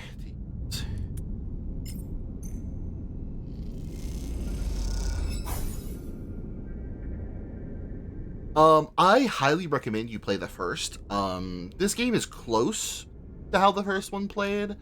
This is a lot more expansive mechanically than the first one was. The first one's a lot more like how to phrase it. It's a lot more about the resource management than this is. This is a lot more about like character resource management, right? Really the only resources you're having to manage at this point is your money, your fuel, and your supplies. In the first one, you have stabilizer to like keep your body going and all that sort of thing, along with like money and like codes and ciphers to keep track of. So I feel like they're close, but they're very different beasts. But I highly recommend you play the first one first. It's not a direct sequel, but it will definitely give you a lot more to chew on with the world, like the world this series has been painting at large. You know what I mean? One is straight up one of my favorite indie games, so I'm gonna recommend it to anyone who like has an interest in sci-fi. Like, if I remember correctly, there are difficulty options in the first one. This game has them too. But like if it's not something you're used to, I don't feel like it's a bad thing if you need to bump the difficulty. Because it like the first act of both of these games is very, very harsh. If it's anything like the first game, this game's definitely going to ease up on the gas pedal with that sort of thing. Like, as time goes on, you'll have, more resources to work with, more opportunity to gain said resources, easier ways to keep them, that sort of thing. But I highly recommend these games. Anyone who likes sci-fi, anyone who likes game storytelling in general, like, if you've ever wanted to play a tabletop game or already have played a tabletop game, you're in it. Sorry if I was like 3 minutes. But hello, welcome to the chat. Hi. Alright, neutral. Come on. Alright, Bliss. Is this really the best plan? You're the only... Okay. Dice. Up. Alright, in the cycle. This is the last day we've got, so surely our dice will be good. Oh, those are pretty damn good dice. Just finished and get out of here. Alright. Ooh. Positive. Turn that other positive. Neutral? Shit, okay. 25 positive, come on. Oh, stop giving me stress. Come on. Yes. Ba-ba-ba. Rest a moment, taking a break from dragging the plates you've cut across the asteroid's surface. Find yourself looking up towards Alma's rig, still... Alma, sneak. Shit.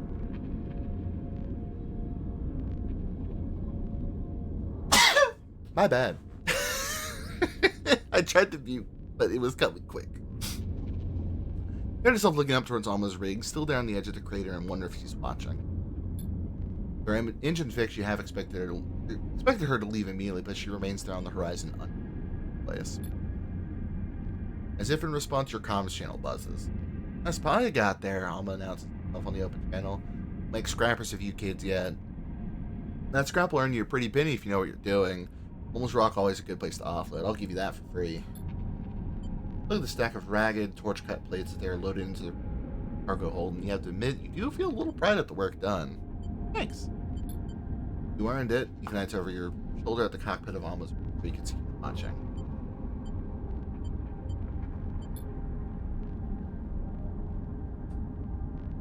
Alma? Yes, you a question, Sleeper. What do you think this place was? Hangar. Alma coughs and sputters, then goes silent. Got a good nose for salvage, have we? Not just a hangar, though. A home. Alma goes quiet for a moment. Wait, getting the feeling there's still more to be said. Feel the rays on the far side? You turn and look up the rock towards the broken frames and panels. You can look down in the dust, catching the sun's weak light. Those are the first priority. Get power running. Recharge the cells for the excavators, the welders. Turn the scrap into something livable. She falters and coughs. Look at them now. See the tumble down collection of panels. They look like they were scattered by a careless hand, discarded without much. Comms channel clicks off, and you see a distant silhouette of Alma drift out of view from out of the cockpit of her rig. You're about to see that the scrap has been loaded into your half of the hull. But this place is more than just. Fuck. Alright. That's a contract done. Get me out of here. Oh, good dice too. Fuck yes. Okay, we only have 2 fuel, no supplies. How the fuck do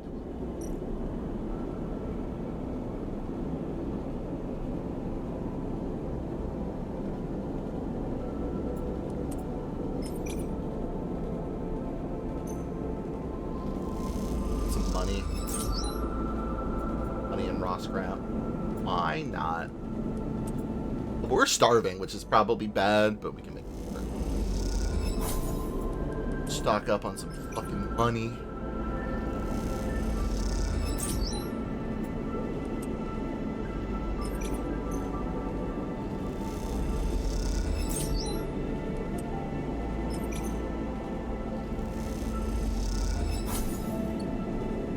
Where?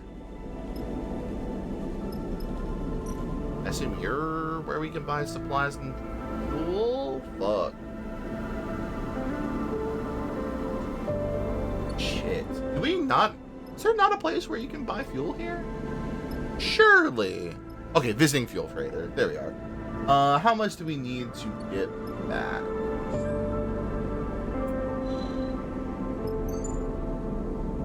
Two. Or we need 4. Or we can get 8.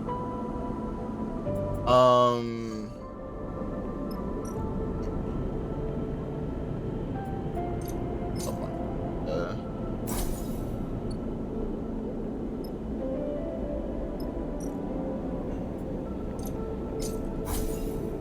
we go.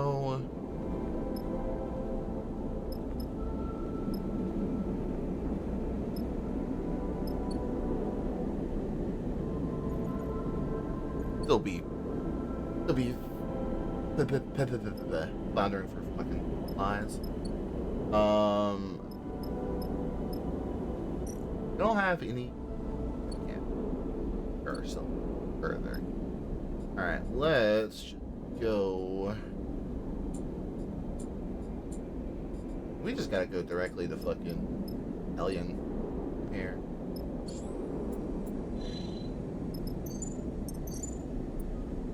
And we're gonna get rid of 3 of the hunt, at least. So that's a plus.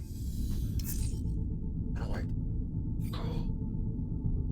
Hellion Gate hangs over the rig. Its corroded arches, dislocated vertebrae of some vast, long dead. It's one big, ugly scrap pile. Let's see. Smallheim didn't like to build them small. Embodiment to hubris. Griffin shoots you a sideways glance. And poetic sleeper? Gotta be big if you want to fit every ship that visits the system through it. Bliss cuts in from the back of the cockpit. Impressive, really, building something so massive out here. Climb like to impress visitors, sure. Griffin leans forward, looking for the best place to enter the structure. But they also like to scan entire ships and impound those that didn't enter through the gate. Griffin catches your eye, looking for some agreement. Not the most admirable qualities. Nah, Solheim was a fucking curse. Fuck those guys. Oh, I need to hydrate. I realized I was prompted to hydrate and did not. Water good.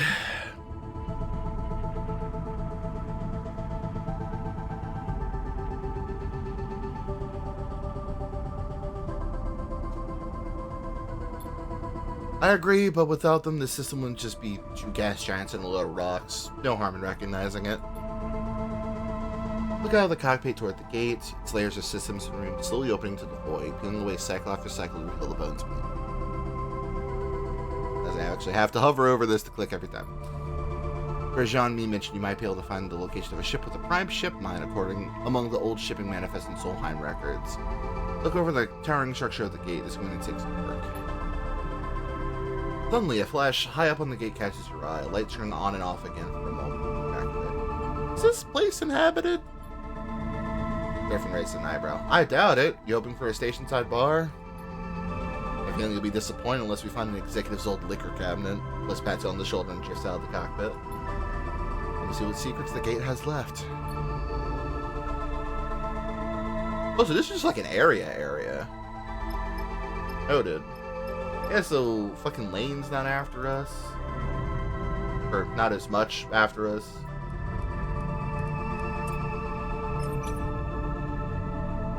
You know what? I think that danger, 100 positive. Yeah. Lives here.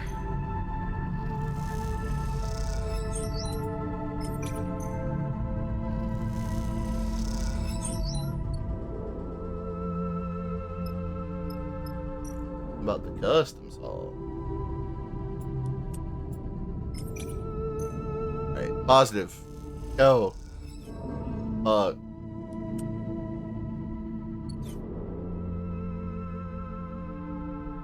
Well, considering I'm starving, so,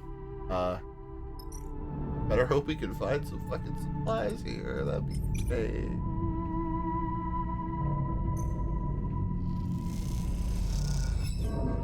Shit.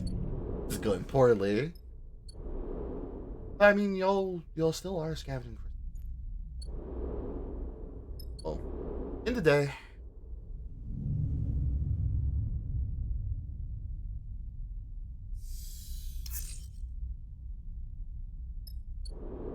Damn it. Back we go.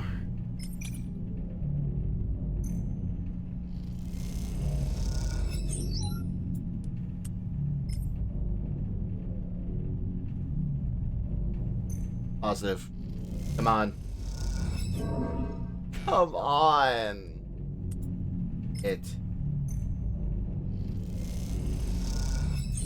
Okay, there we go. Hi, Proxy.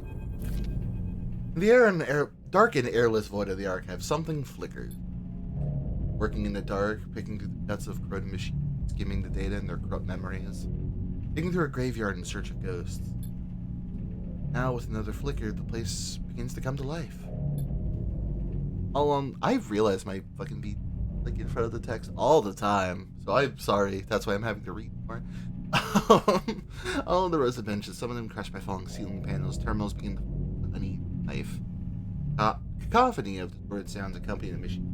Some of them nearly glitch and spark. Who do this? Stand frozen as the archive glitters around you. A million shipping in. The of information is overwhelmed. Crowds drawing out stories, tracing up around you. Cyan. Suddenly they all shut off. The terminals together, leaving a single translucent. Off in that dim room, drifting towards you out of the dark, you see. Is what you were looking for? The voice crackles aggressively through. Up right there. Oh shit! Hey! Sleeper, is that you? You hear Junie's voice now tinted on her. She stops beside the single online terminal, her suited form. Then pale like, Junie! You hear the smile in her voice. Good to see you again. Pauses and glances around, though the venue is a little unexpected. What are you doing here? Searching these archives too, although slightly less forcefully than you? I did have this whole speech prepared for whatever salvager was ripping through these archives so massively, not to mention aggressively, but now that I know it was you, well, I'm just glad to see you. You really need to be more careful. You could have taken the entire archive down the way you were working with it. These machines are decades old. You can't just rifle through them like they were a scrap pile. It's not a pattern of your queries. A prime ship-mine-equipped ship, still operational at the collapse. Last look in the region around Hellion Gate. You feel how pleased she is with herself from here. That about right? Nicely done. You expect anything else? I love her. She's such a joy. That's why I did the hard work for you. Junie beckons you over to the lone lit-up terminal. You drift over and see a single point, a faded transit trail beside it, sunward from the Hellion Gate. Something like this, maybe? She smiles and steps aside so you can see. Check the info pane beside the map. Ship mined in use, abandoned by all hands after the collapse, tantalizingly in reach. What can I say? Try thank you, Junie. But Junie turns in and below the terminal meets her eyes with complete series. Questions, what do you want it for? Yeah, I'm gonna tell her about the whole bullshit with my body, for sure. Tell her what Jean-Mi told you about your shifting body transformed by some unknown influence.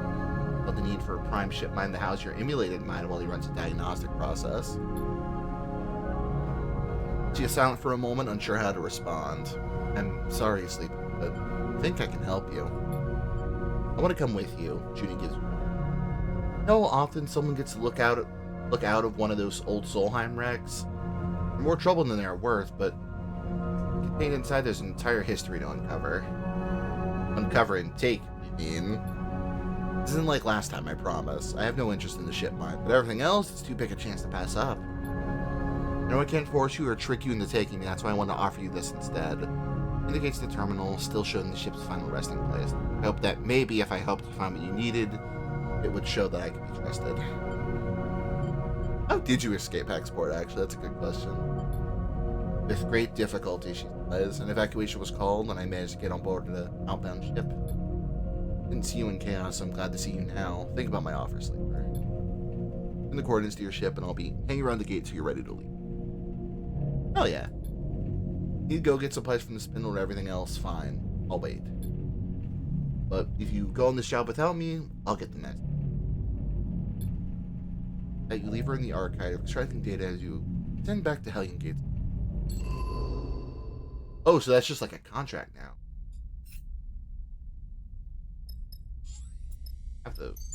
I don't have the fuel to get there, though.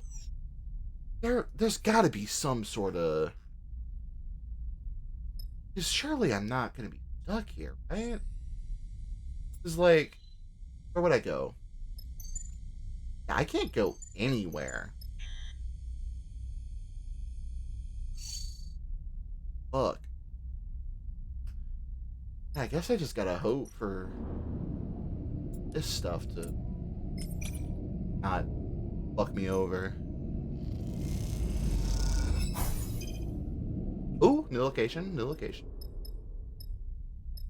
Garlic fuel barge. Okay, it was the fucking supply ship. Oh, scavenging. Oh. Little worried. Well, that's +2 fuel. Okay. I will gladly take those.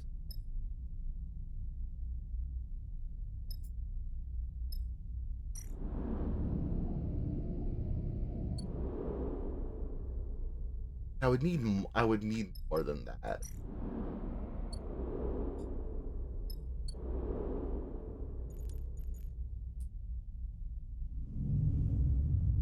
I get a plus too much. There goes one dice. No, are not doing good with this. We got a fiver.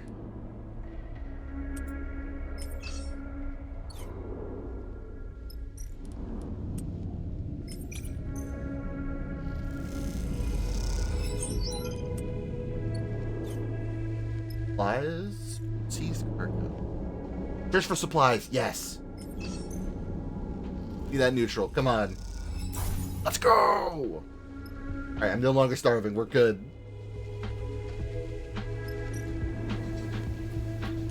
Supplies get. I am gonna need to repair that dice though. Sucks, but make it happen.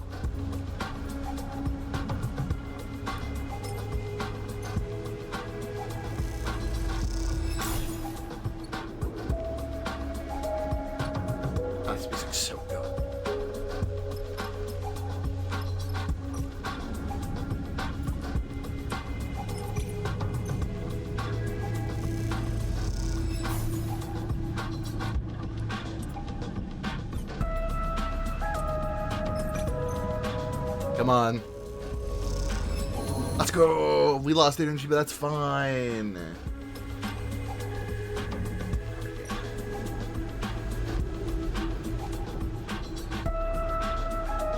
That let's just scrap bullshit. Cool.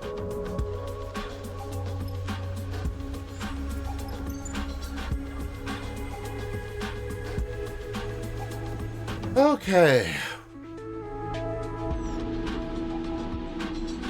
That'll refresh our dice. It'll lower our stress when we get there, I'm fairly certain.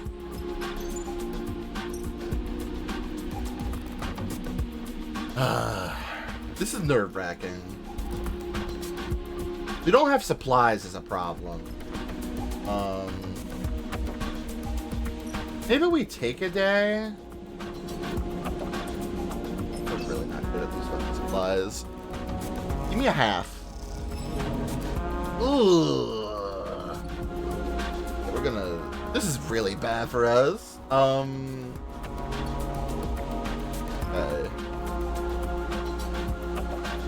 We're gonna be starving.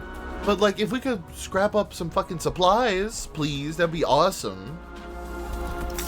Okay, we got one. Okay. That broke one of my dice again. Shit. Fuck. I need to break that. I desperately need that in it. Bye, Jam. Have a good one.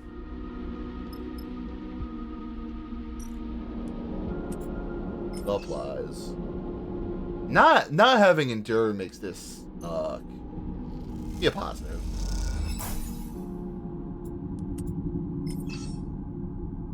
Not a fucking positive on.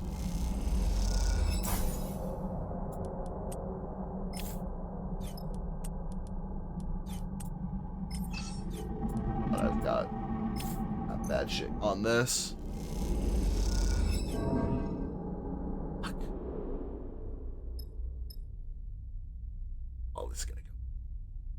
I feel like a ship mind wants to go really, really weird. I think we gotta go back.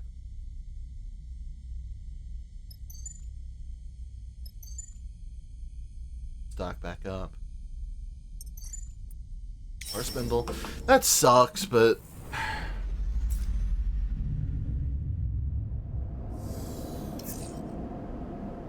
Not having that die fucking sucks ass. Also being starving, but starving is a little easy. At least. Can I sell crap I've got? Oh, right, because I can get more process scrap.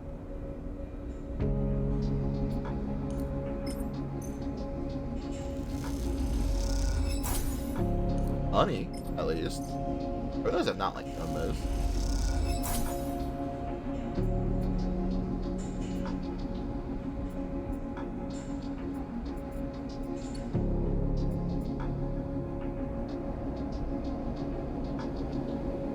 You're no longer being hunted, which is a plus. I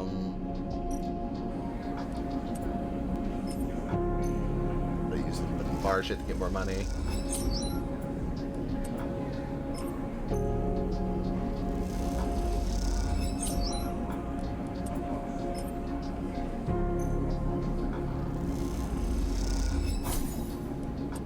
If this will get me over the top, that would be awesome. Because we'll have money. Okay, well. It. There's.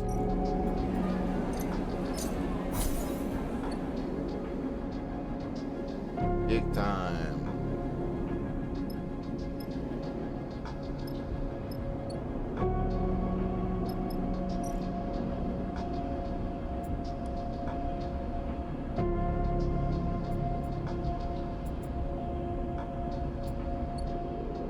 That's the end of the cycle, which sucks, but we'll manage.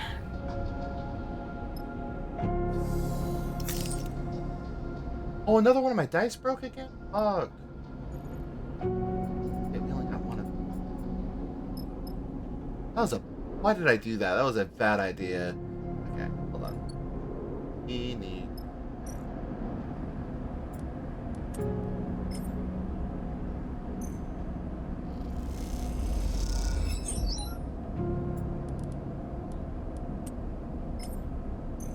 How can you negative? How do you? Okay. Okay, if you fucked it up, this is. I'm gonna use this fucked up die. Fuck. Okay. Let's use one of these. See.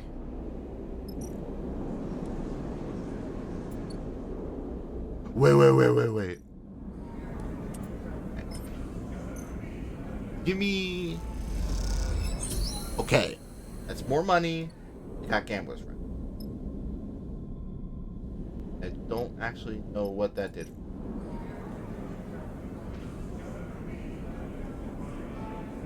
Oh my god. None of you are vouched for you can play games at casino, but you feel eyes of security on. This means we can make big money? Holy shit! That was really good money. Damn. Okay. Holy fuck.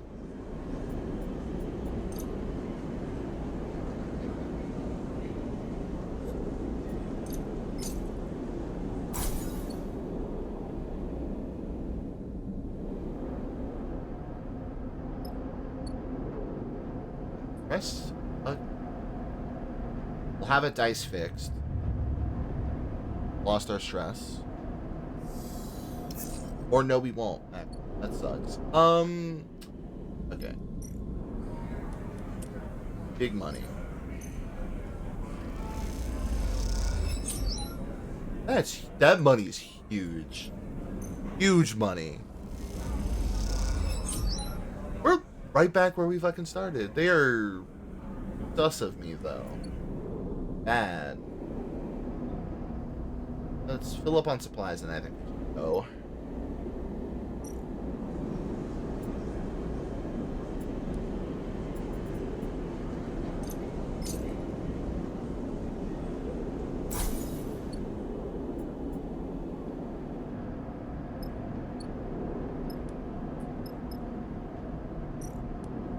Rest of this our damn stress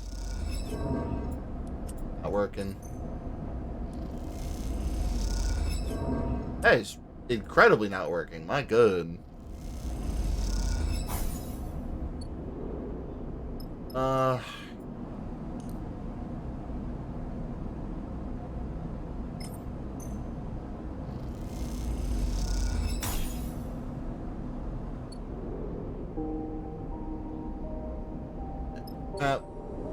Belt.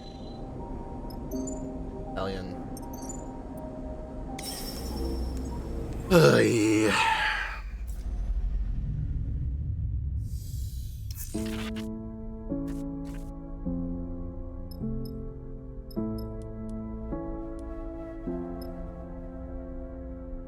How much is it? Or more. That sucks.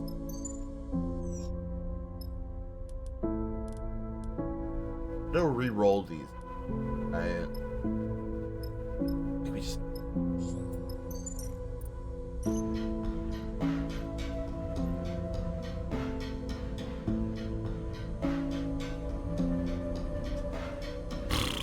Well, we gotta have. I have you. But do we want Eugen or do we want Bliss?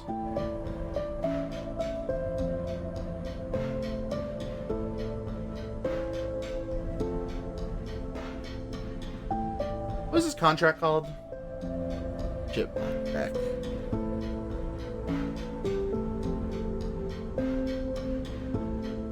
Because I'm like, it's a little scary to have another one like right now.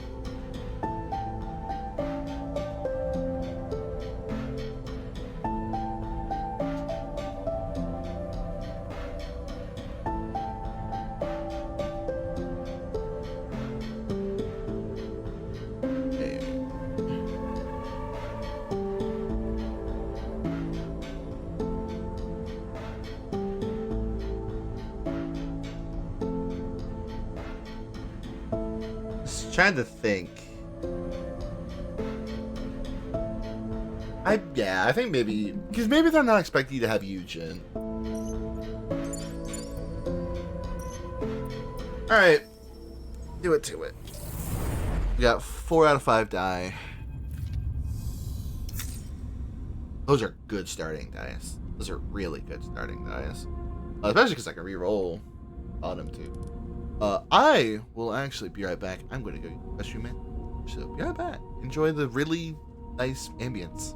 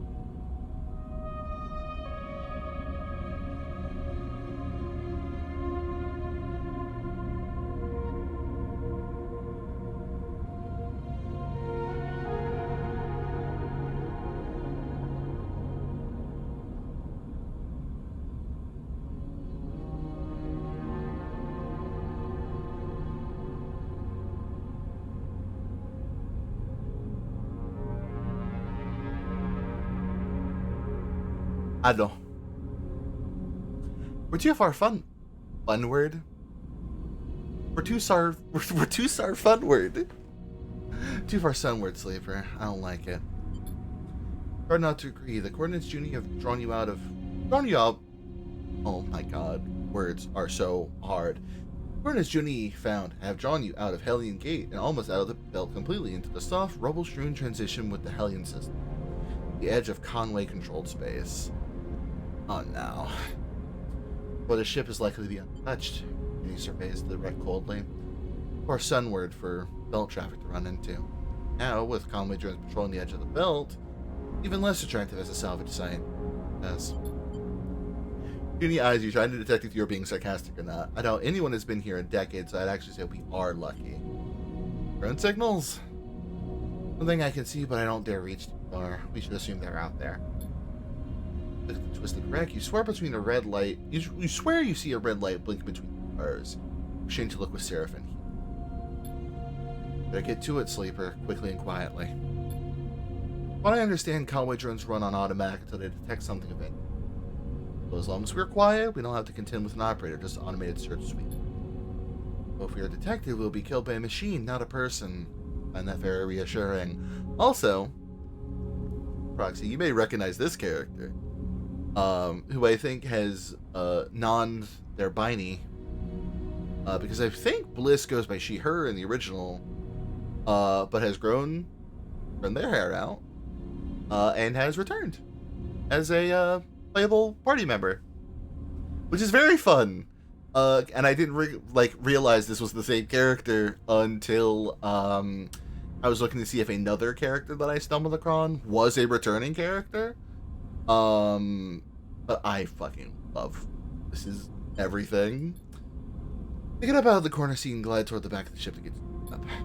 Lift out of your chair and head towards the airlock, unable to keep the feeling of being watched. There's a risk, you know that, but you need the ship. No matter what happens, you won't be. Okay, this one actually does have a field. Awesome. But only one place. Okay, we can get some good pauses.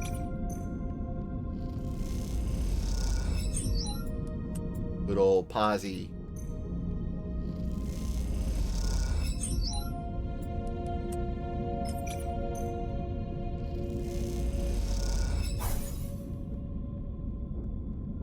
I got a stress from that? Fuck you.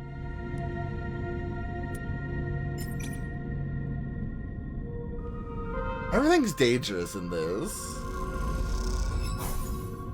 We're getting traits.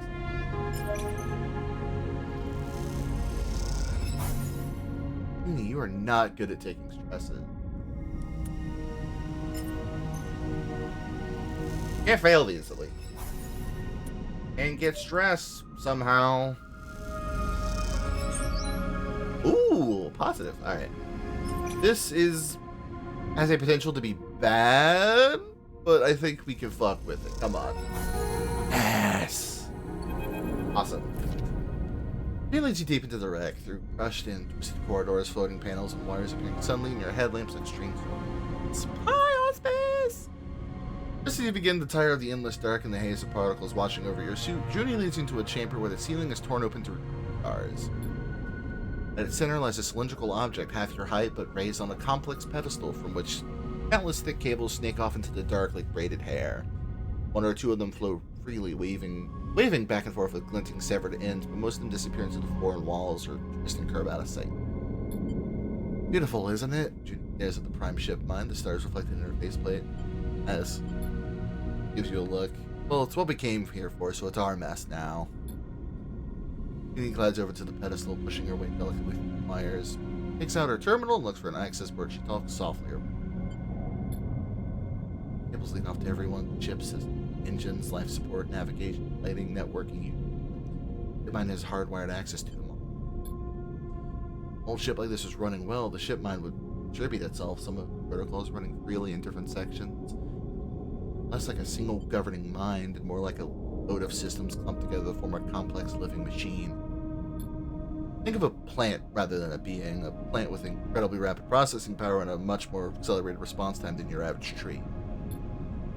Watch as she finds an access port and slips a cable inside, slotting a transmission onto the top edge of her deck. Let's see here. New screen fills with bright scrolling data. Incredible, there's so much here. Start copying this over, it's everything I need. Watch as Junie starts rapidly tapping at her keyboard, her attention sucked into the data she's She's extracting. Wait for her to know this. Wait quietly in the ruined chamber, watching the stars through the rift roof. And understand Junie's insatiable curiosity. Effects are incredible. Junie suddenly snaps out of her trance. Right, where were we? The ship mind. Let me check. As I thought. So, like I was saying, the protocols inside the ship mind are distributed. So when the ship mind is shut down unexpectedly, the protocols are rarely all contained in this unit. This is a hand gently on the cylinder. As is the case here, parts of it are trapped elsewhere in the ship system's nodes. Which is a problem. It's always a problem. Luckily, you have me. I loved you. Rip this thing out here with parts of its protocols elsewhere. It's probably going to destroy itself the moment we turn it on. It doesn't matter that we're going to wipe the whole thing anyway, it'll be too late. The mind inside the ship mind will be broken. When we find the nodes housing the distributed parts, power them up, and then disconnect them, protocols will be sent right back to the ship mind here, and we can take it out clean. How do we find the nodes? Either ask the cradle very nicely, or you spend the next cycles following these cables to see where they lead. Got an incoming signal. Garfin's voice suddenly cuts through on comms, urgent and nervous. Lighting up the system's networks down there tend to stop. Your click as Junie disconnects the cradle, and two of you exchange nervous looks, instinctively backing off from the machine. Ooh. Suddenly a faint red light glitters in the dark beyond the broken sea. Hold still. The moment stretches out and you hear Junie's breathing. Light flashes, pauses, and then fades. Take a breath, too close. On-way trip, sniffing. Clear, Seraphin chimes in. Turn off almost all the rig systems. Careful, keep network activity to a minimum. Understood. We will need to access the networks to get the ship mind out quick. Hope you're feeling lucky. There's a click of Seraphin. Look at each other again, and then at the ship mind in case the cradle wrapped in isn't going. It never fucking. Regardless, get to fucking sleep. Get the citizen sleep now. Got our full shit together. Okay. Q1 sucks ass a little, but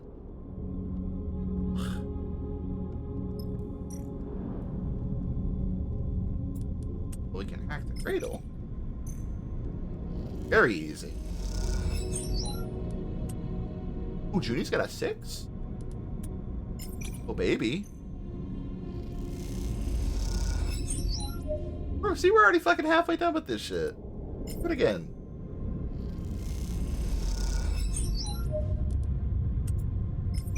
Now, give me a positive and we'll be fucking done with this shit already. Oh, damn it. Liz, you are, like, not very good right now, unfortunately. Be that positive and we'll be done. Let's go! Starboard. Oh, port and starboard. Starboard and larboard.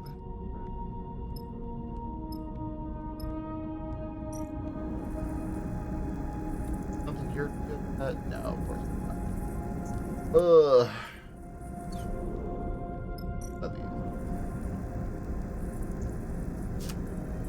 We're gonna have to take okay, wait. Oh.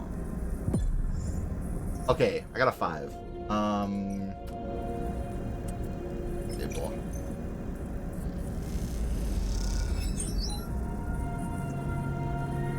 This is very dangerous considering this is a coin flip chance, but I think we gotta take it. Shit.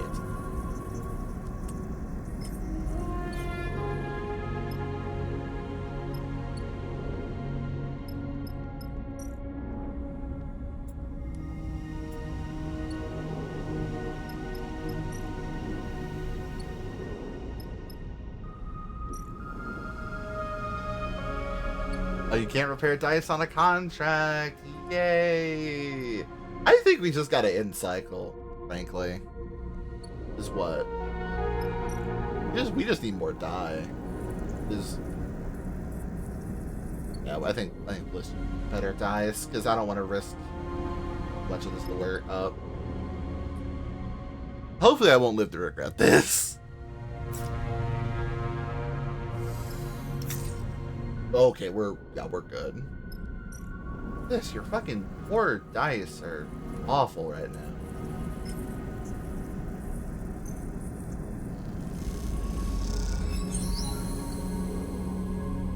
We got one port connected.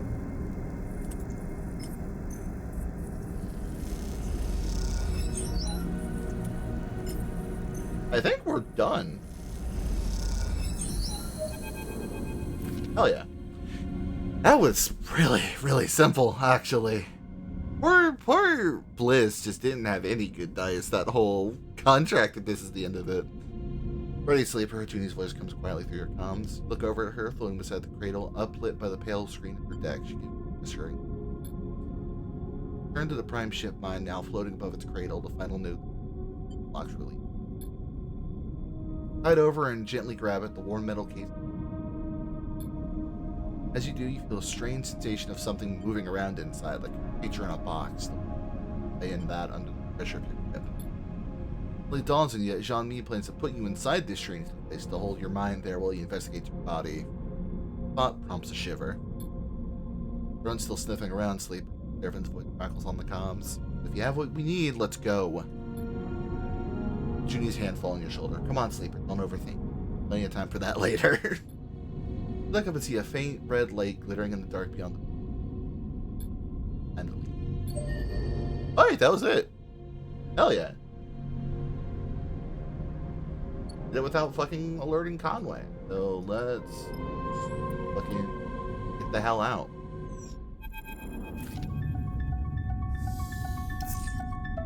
Those are shit dice. God fucking damn.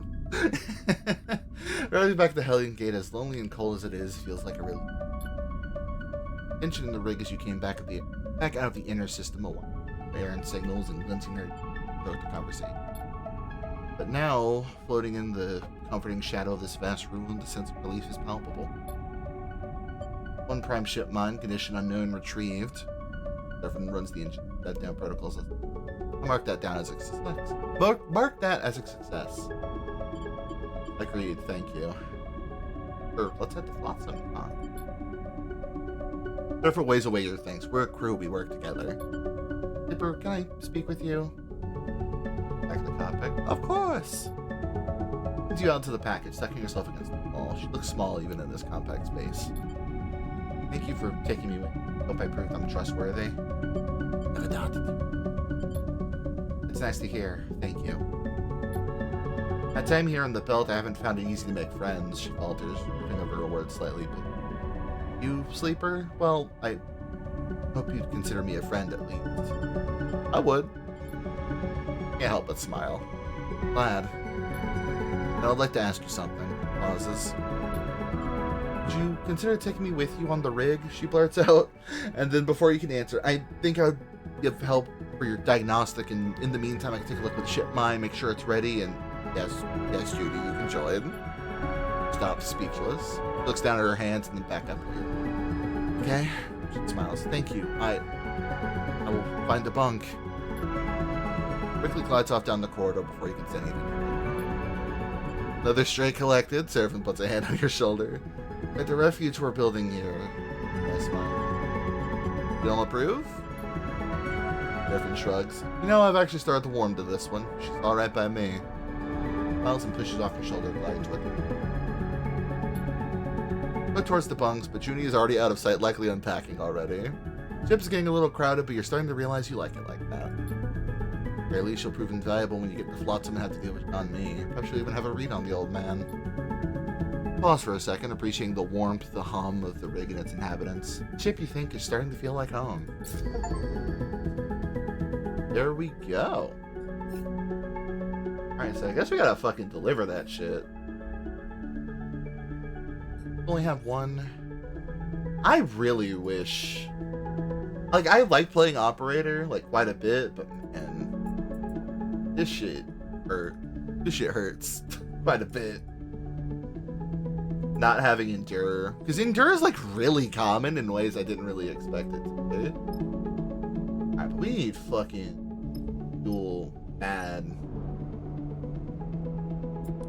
And of course, that's a fucking Endure roll. Fuck me, I guess. Where are we going? 4.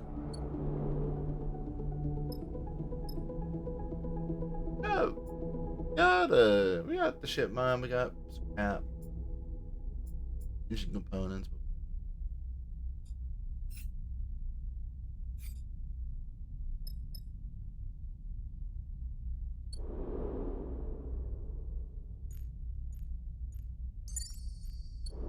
Map. There we go. We need, I assume 4? Or 8. We probably need to go to Forest Spindle, use some dice, get some more money, then fill up manual. Want them. Say. Going directly there. Kinda. No cards right now.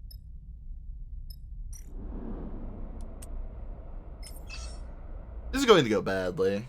Neutral, come on. Ooh! Oh, do you get 2 each time? Bitch, let's go. Well, that sucked. Oh, it does give you 2 each time. Fuck yes. Alright, we'll use all of our die and fill up. Maybe we don't need all that money. We're starving, that's fine. Actually, yeah, if we're starving, that's totally fine, because that supplies. Alright, give me that extra 2. Okay, fine. That gave me a stress, that's fine. Supplies. Fucking Eve. But I do think we should probably get our spindle first. Fun because it'll help us get Lane off our tail even further. Oh, those are good dice.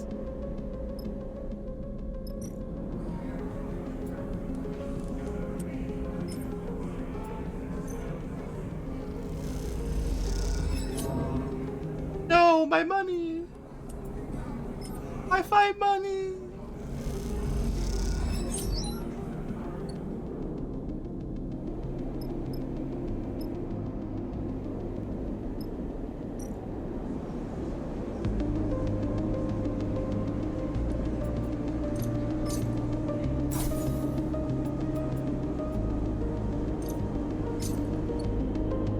Oh, the music in this game is just as good as the original, I think.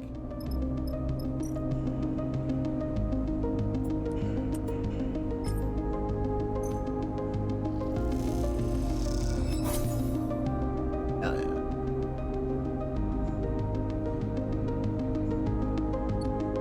yeah. Yes. I didn't even realize this until I show my my party at some point.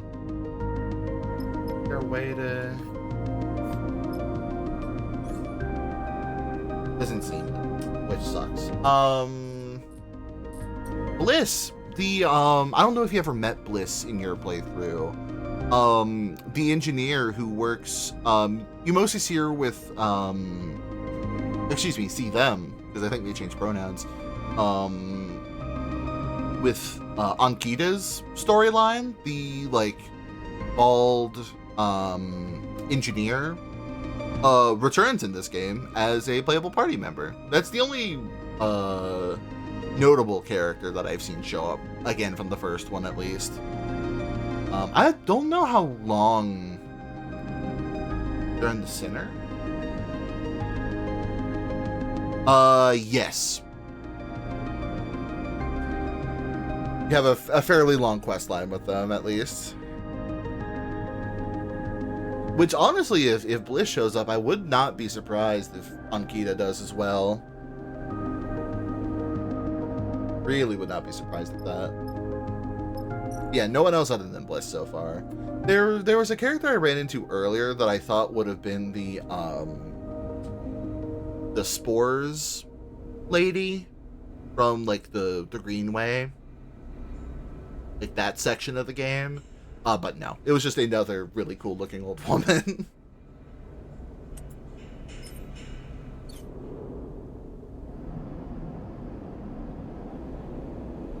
Spoilery screenshot you saw. Uh-oh. Scary.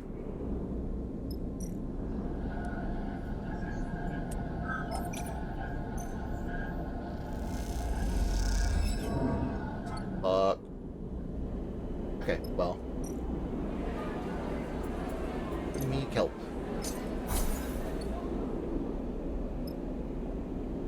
Alright, let's move it. Awesome. And Lane is just not finding our asses, like, at all. And to be fair, fuck that guy. That guy sucks. Honestly, hold on. I'm gonna remove this fucking stress we've got.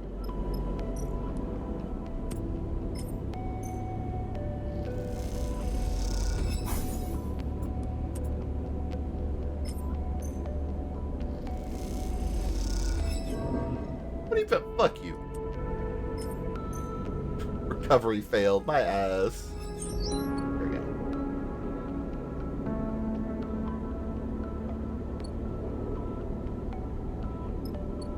You can get them back.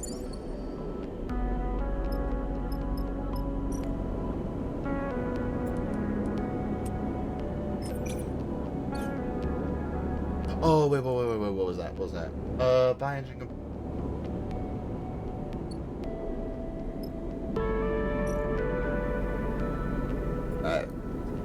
This seems like it'll probably be a big long scene, so I'm very interested in what Jean-Mi has to say here.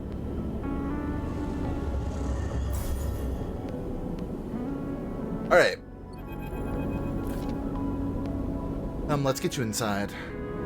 Jean-Mi swings open the creaking corroded door beside his Rasmus must have levied a heavy cost. Hands beside you to June, you insist that she came along on not letting the prime ship mine out of her safety. Friend too, yes, come in. Oh, yes, please come in. Very polite. Tommy beckons and then turns back in. Judy squints at you. Are you sure you trust this one? I do. Sighs. Then lead on, I guess. You'll squeeze through the door and drift down to the workshop. You're aware of Judy's eyes wandering across the piles of tech on either side. And you wonder if she recognizes anything among them. Sit, sleeper. Jean-Mi is already at the chair, arranging his array of articulated arms. And I'll take that ship mining. State. He puts a hand on your shoulder. Don't worry, I'm right here. Hold the ship mine in front of you and give it a small push so it floats gently over the shop. Grasp it with both hands and takes it to a neat little work table in the back you didn't see before, where thick cables float lazily tethered to the wall. Down to the chair, hooking your behind the bottom bar to hold yourself in place. Jean-Mi begins acting up the prime. A tremble of nervousness runs along her arms. Suddenly you feel Junie's hand clasped around your own. You look over into her face. Is this okay? I want you to know I'm here. Yeah, fucking support your friend. Now it's silent. Jean-Mi, Junie calls across the room. We're going to need to talk us through what you're about to do. Of course. Jean-Mi is slotting an unfit cable into the ship line. Little patience, please. All this is very technical. Here's the face you both. What is your friend's name, Sleeper? Junie. Junie answers for you. And I can tell you that you're using a Solheim-built data cradle modified to handle a prime ship mine. She rattles off at speed. Which will work as long as you manage the data flow through a polymer-clad overflow cable looped into the asynchronous Cortex cache. Yes? Jean-Mi eyes her, a small smile crossing his lips. As I said, technical. What'll happen to me? Jean-Mi refocuses. It depends, he says while preparing the far end of that thick cable. You're referring to as me. The problem we have is with your frame, your body. Atypical alterations, biosynthetic recoding, unusual growth. Shakes his head. The diagrammatics I have, these are not typical of frames, even those that have been rebooted as you have. In order to investigate safely, I must translate your emulation. In basic terms, your mind, but in reality, not so basic. And the reassurance. Your emulation is an emulation of a human, and a human mind cannot be separated from its thorium. Mind-body paradigm has long been disproved. Cognition has physical basis. I must first distribute the emulation between your hardware and the prime ship mind. Hardware will co-run the emulation like the two lobes of a brain. Puts his hand together as if in prayer and then slow. Motion makes tick. Then, for a short moment, I will disconnect the two. Those moments you will, in a sense, be in two places at once, though each lobe will be partial. Too long in this state and the two partial emulations will decay, but each disconnect will allow me a short period of full access to the entire frame and its base system. I hope this is understandable. Nami gives me a look. The most curiously human aspects of sleeper experience that you too do not inherently understand or conceive of the systems that allow your existence. What are the fucking risks? Nami pauses considering his words. Risks are many and severe. Emulation collapse is chief amongst them. This would be terminal. But counter to this, I do not believe the changes in the frame are in a positive direction. Nami clasps his hands. Greatest risk is to do nothing. You have little choice but to. Now, before I connect to your frame, let us activate the chip mine. Nami gestures the chip. Please, if you'd like to come with me and oversee the process, I would be pleased. To a reassuring glance and I took the chip mine. Your view of it. There a quiet conversation between the two of them, their silhouettes lit by the flicker of going onto code. Take a calming breath, but are instantly aware of how superfluous that action is. Their frame requires no action at all to function. There's a certain sensation that accompanies such thoughts, a jarring disconnection, like descending a staircase, your foot expects a step and finds void instead. Try to calm the growing anxiety as Junie and Jean-Mi assess the mine. The mine is pristine. Package toward you. Our care in its extraction seems to have paid off. He is indeed right, you have done well, Jean-Mi approaches. I am, however, seeing only minor traces of the protocol that the ship mine was designed to house, the one that ran the ship it was installed in. I would expect to see it in full. He angles his head and lifts his shoulders in a little shrug. Protocols are not easy to track. In the end, it only saves us the step of extracting it from the mind. Instead, I simply wipe the traces. Nami stops behind you. Protocol, Jean-Mi adds, is not like an emulation like your emulator. It has no integral physical element. It is data only and therefore could be anywhere in that ship. In the end, its absence does not concern me. It concerns me. I understand, Sleeper, but it is remarkable we have this ship mined at all. This is our opportunity. Dummy lifts the far end of the thick cable you saw earlier. You know this is the end that will connect to the port on the back of your head. Junie settles beside you again. She gives you a silent look. Time. Turn to one side to allow access to the port, your eyes fixed on the far wall. You see something among the piled tech there that you hadn't noticed before. A small, metal, skull-like head like that of a doll. Round, trying to focus on the head, and then the cable connects. Oh, yes, we're doing this shit again! Yes! Yes! All of the kind of network stuff from the first game is some of my favorite bits from that entire game's writing. Especially, like, where that storyline ends up going. Shit, fucking awesome. So I hope we're kind of diving back into that just a little bit here. You are split like a cell dividing, wrenched in two directions at once. The world goes dark and the cloud rushes in to fill the gap at your center. Where am I? That's a question in your mind. Excuse me. And you feel it travel across the gap as it forms, like a finger drawn across your scalp. But not scalp. You have no scalp, no head. You're stretched out like the skin of a drum, looped like the string of a noose. Maybe we'll see a certain vending machine again. I would love to see... What does he end up as? The florist? The gardener. I think the gardener. Gardener is what Neovend ends up being. I love Neovend. Neovend's one of my favorite characters in that game. The smallest vibration echoes across yourself like a ripple across a puddle. And then you feel a strong pulse like a heartbeat. Thunder like footsteps. Flickering. Whoa. Whoa. That art fucking owns. Trembling. A thought coming into being. The thought flickers in front of you and you recognize that it is not your own. Oh, we're doing this shit. Yes. Yes, yes, yes, yes. Assist a burial. Assist, offer help. Or assist a sickness. I like the middle option. Center, disintegrate, the thought answers. Hold up in blankness, then a moment after you unfold like wait. Perdition to suffer. Dwelling, indwell, the thought answers. stretch into infinitude, but a moment after you crack like wait. Still to flow inside. Substitute, substrate, thought answer. Then it approaches, then it enters, then it is yours. Split, and the moment after you reform like baking. And the cracks that up. The moment in those cracks, something glows. Sleeper, I'm here. Her eyes flick open like shutters. Minnie's face is eyes wide. You're awake, she calls over your head. Looks back at you. Easy now, take it slow. Fist floating, turning your head as if you were underwater, feeling the resistance of a body you'd already forgotten. How long has it been? You feel a weight you haven't felt in... Okay, Sleeper, tell us you're there. What the fuck happened? Process was successful. Zombie floats beside the air, his hands clasped in a business-like fashion. Able to access the frame directly without your emulation being present. And the administrator-level diagnostic process built to its builds. He takes a moment to gather himself. Your frame is indeed changing. Protein chains that code your biosynthetic organ group cell basement has been altered.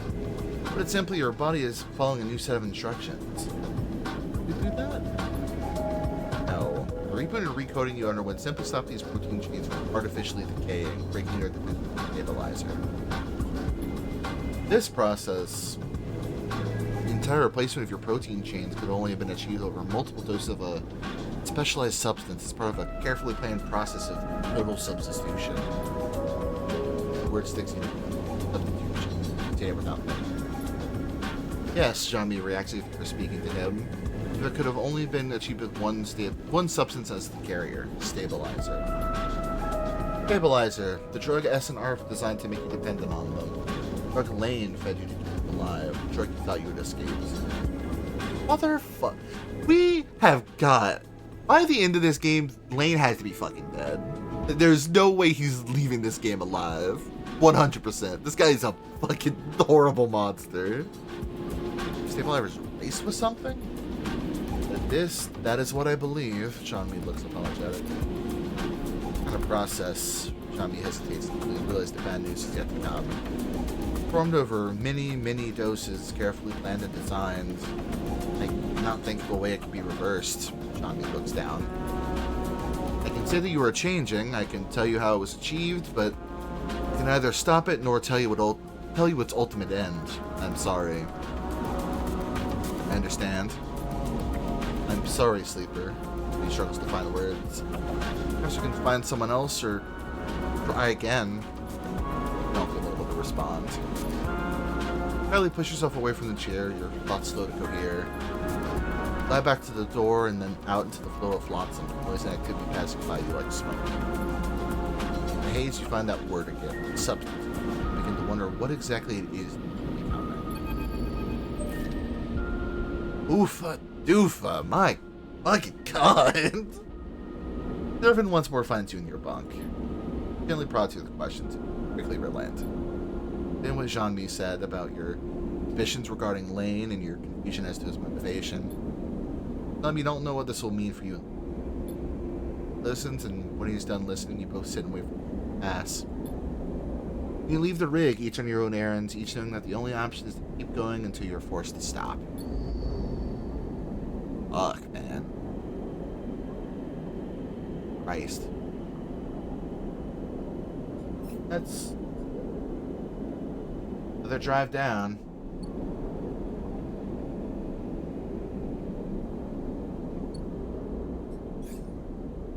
Alright, what we got?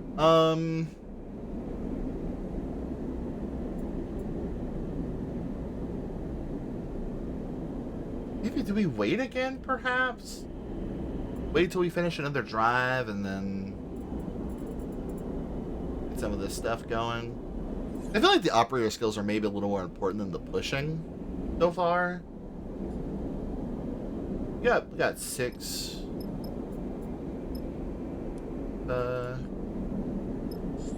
Okay, where do we even have to go now? Holmes Rock. Can't go to Wellspring. Cold Spring is where Sheriff insists, but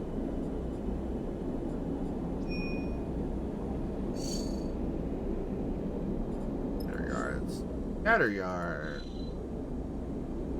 over there, and past after that. I think, yeah, Holmes Rock, I want to say, is where we get the Av stuff. So I think that's probably where it should. Port down there. Green Belt, rather. Greenport is a portmanteau of two different fucking places. Alright.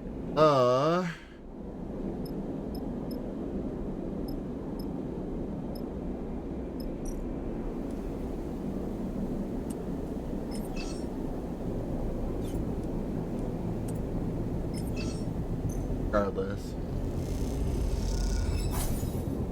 That's money. We got money.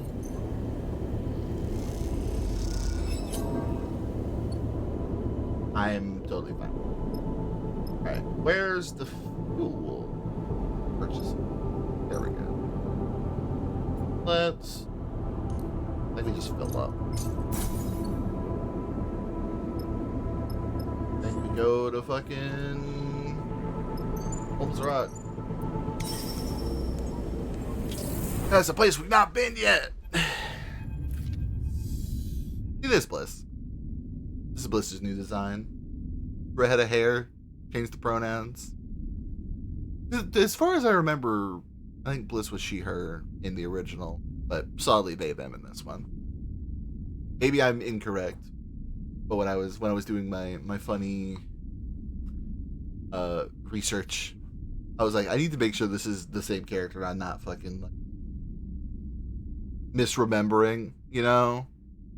And I was like, oh, it says she, her on the wiki. Which, you know, may be wrong. But regardless. Anyway. Sleeper? Bliss finally from the door at the back of the cockpit. Can we talk? Sends over at Seraphine, his head back and eyes closed while the ring passes through him. Yes. Don't seem to be needed here. Step from your harness and follow Bliss. What are you doing? Bliss glances over their shoulders toward the back of the ship. Question takes you aback. You can't really remember the last time anyone had actually had no intention. Feeling rough. The shoots your concern. To be honest, Sleeper, I'm not sure how you were standing. Looking at a dark side, then again an export. Those things take a toll, so I think it's okay to feel rough right now. This leads you off the main corridor and workshop they set up when they repaired the ship. It's small, but it's neatly arranged tools. The walls help it feel cozy and tucked away. Improvements everywhere. Equipment. This notices you looking at their upgraded setup. I told you I'd be worth taking a look. Doubted it. This raised an eyebrow. Well, that's a lie. They smile. It's good to hear, though.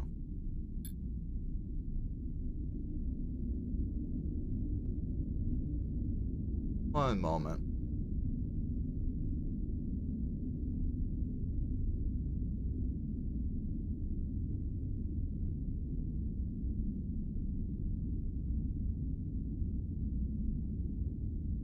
I heard like rock or something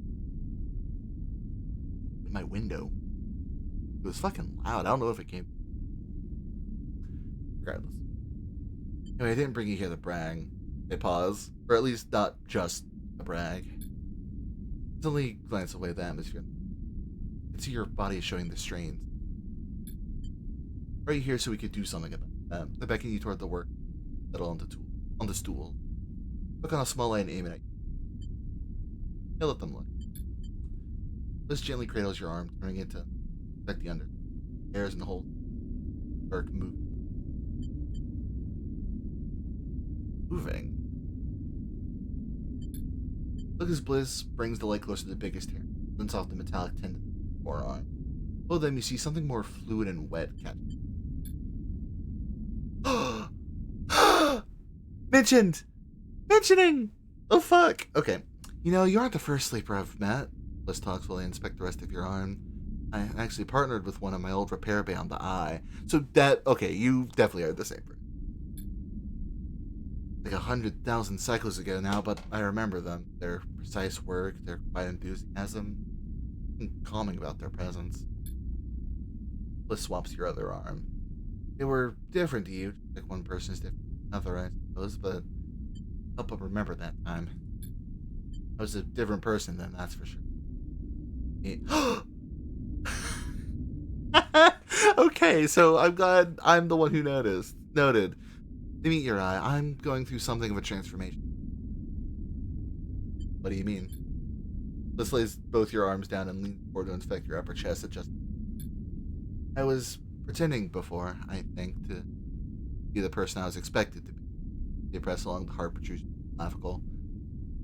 So many calculations I was making. Perfection. How I held myself, how I spoke, how I reacted. Pushed gently against each metallic ribs time. Didn't realize how tired I was until I gave up. Came here to the belt with someone else. Ida? Ida, maybe? And when I did, I realized this was my chance to become something new. So I let go of everything. They look away. Messy, ugly, and the person I came here with, I let them go too. Punching out at everything, felt like everything was holding me back, stopping me from the change I was owed. Don't worry, they smile weakly. I'm calmer now. Not about to explode on you or anything. Still a difficult process, but it feels like shedding 100 suffocating skins that you spent half your life putting on one by one. Like an escape. Lean forward again and check the skin of your shoulders where it is worn and faded. Let them, the atmosphere quiet but calm in the work. Solidarity glowing somewhere. Not bad, sleeper. You're holding up well given everything. Just folds their arm in front of them protectively. But I'm still concerned. There's some decline to your system function. Let's keep an eye out for components. Thank you, Bliss. No problem. They release from the back of tool. I owe you for bolting me out of whatever my life had become on the far spindle. You Bliss at her workshop, feeling assured that you have them here. As you do, you think of your relationship to your own body, this frame that you were forced into that never quite felt like your own. Realize that this is not unique. No one gets to choose their body. Everyone has to continue. Fucking screenshotting that line. Holy shit! And in that realization, you suddenly feel less alone. Fuck, the writing in this game's so good. Ugh! Fuck, man. I've just been, like, kinda... The fact that this is a one-person team outside of the music and the art is just fucking nuts to me. Ugh. Lumped and cratered, Holmes Rock floats on the sunward side of the belt. Its only notable feature, the bright shapes of the solar arrays angled toward the system star. Even Dr. Rig here, Seraphim not. Bright shapes of Holmes Rock's docking bay. Won't fit. We'll have to park here and go out the airlock. Seems repulsed by the idea. That every contract. You do that every contract. Seraphim leans back into us. I've got used to sitting them out. It seems worth the trip down. He speaks up from the back of the cockpit. Never know. I guess. Don't expect to turn up any jobs all the way out here. I'll come down later. Don't feel like squeezing into it right now. Bliss gives a lazy wave as they glide out of the cockpit. Oh, Eugene, you're having dialogue again. Eugene pokes his head into the cockpit. That rock down there got a bar? He looks between you and Seraphim. No idea. Looks dead. And squints out of the cockpit windows. Warm lights. Rugs. I bet there's a bar. He disappears in the direction of the airlock. I love him. He gazes out over Holmes Rock. It certainly doesn't look very exciting, but there's refueling to be done and maybe more besides. Maybe be able to scare up a hot meal. No sleeper, that low-tech freighter means we aren't far from Wellspring. That business. Your sister, I haven't forgotten. Alright then, appreciate it. But the pressure of the war on the inner systems having to reflect on how the Lodex Syndicate run. I want to get down there before something goes down. He goes back to his console. Look out the low-tech freighter, painted the same distinctive yellow as the springtide back on the far spindle. Heard they supply most of the water in the belt, not exactly an organization you want to collapse. Light catches your eye beyond the rock, a warm flash that is gone as soon as it appears. You're at the sunward edge here, and beyond is the inner system. Holmes Rock might look sleepy, but it lies on the shores of corporate war, something residents will be painfully aware of. Alrighty then. Only one area? Good. Holmes Terminal. Nope. Fuck off. No place like home. The hell up. We're not fucking doing the Endure shit.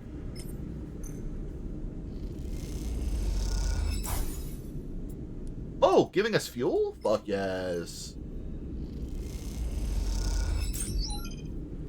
And supply. What? Trader. High fuel. Low fuel. This sort of seems like it's probably just going to be like a stopgap. Okay, so from here, how far is Wellspring exit? This sort of just kind of feels like a mid stop. Midpoint, perhaps.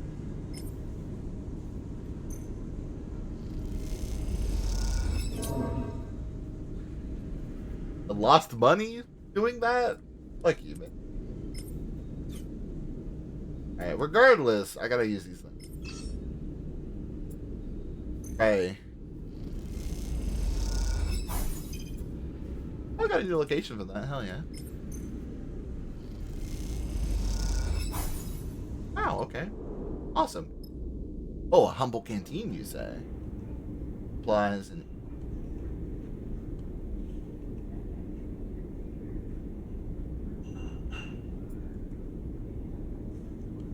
I'm gonna sell one. I'm gonna sell a singular engine component. One. I pray that does not fuck me up. Well. Right now that's a solid cycle, baby.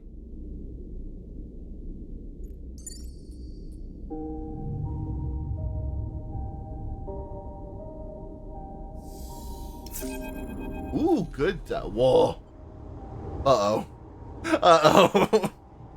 You wake into dead-eyed darkness.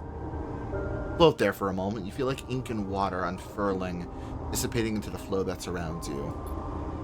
And out of your own inky darkness, the glowing thought emerges. Substitution, the thought proposes. One entity replaces the other. Thought troubles you. Resistance, the thought muses. The entity does not wish to be replaced. Observe the thought. It is not your own. Selfhood, the thought pauses. A forbidden state of being. The thought begins to shift. It is becoming something. Transformation, the thought fades. Change requires recombination. Thought recedes. Wake again, this time to the lights above your bunk, blinking away this strange. What is going on with that? That's very interesting.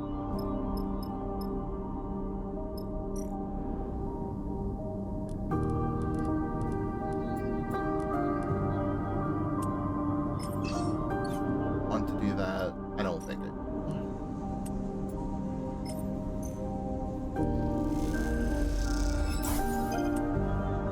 Another new location?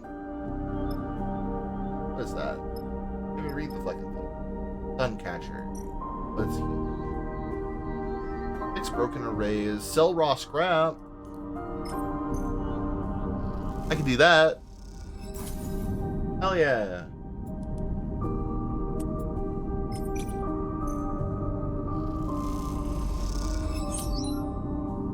$9, that's fine. I say dollars like it's not a fucking whatever. I think we just need to. Yeah, this place is nice. Perfect. In Holmes Rock, it's impossible to get away from the feeling of living, working, and eating in a ruin. Most of the belt is built on top of the reins of Solheim's infrastructure, but there are plenty of places where the modifications extensions to those structures eclipse the original foundation. Holmes Rock is reverse. The station is a small warm patch at the center of a network of tunnels and bays that stretch within the rock, most dark, damp, and wrecked. strong foundation that will never be built upon. Every so often, gliding on your way between Sinner's Rest and the Suncatchers docks to the depot, you find yourself in one of these dark tunnels. That's where you are now. You float, stopped at a four-way intersection, no light visible down any tunnel. Oh my god, we're actually doing adventure game shit. Let's go. Let's fucking get it. Let's fucking go. To the left. You kick off gently from the wall and head to a cylindrical passage clad with panels that hold back the rock. It is wider than the others, and here and there little droplets of water float undisturbed. Far in, you see a faint point of light, the warm glow of a lit passage. Suddenly, you hear a rustling in the dark, a shrill sound you can't. There's something out there. Oh fuck. Trying to calm your worries, you overcompensate and kick off too hard. You fly through the tunnel, droplets of water spatting you, and collide with a metal crosspiece you hadn't seen. Bounce off it, tumbling through the air before you catch yourself on the wall. You curse in the dark and move toward the light. Then it hits you, something solid and meaty, slamming to your stomach and spinning away. Press off the wall and push on as a shrill wail echoes behind you in the dark. What the hell was that? Reach the lit passage beyond, you turn back, but the tunnel is silent and on, but you can't shake the feeling of being followed as you ascend back up through the station. Perhaps next time you'll take a different route. What the fuck was that thing? Sealed Bay. Abandoned Solheim. Unsealed the Solheim data? Where do I get that?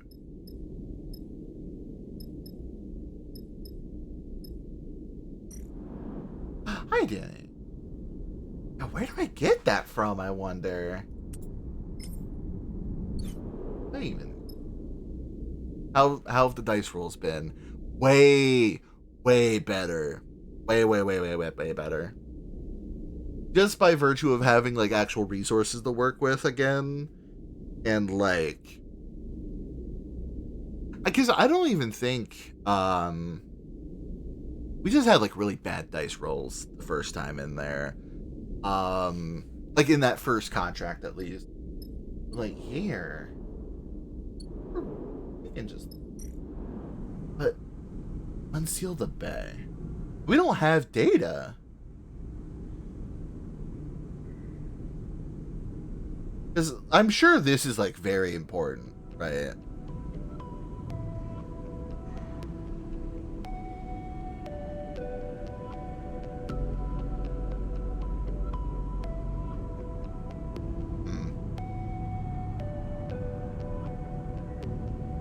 I don't know. We don't have the ability to get Solheim.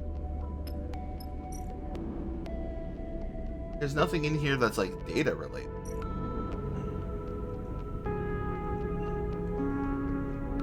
So I will buy some broth.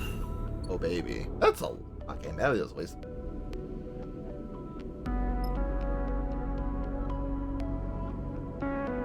This is not the station.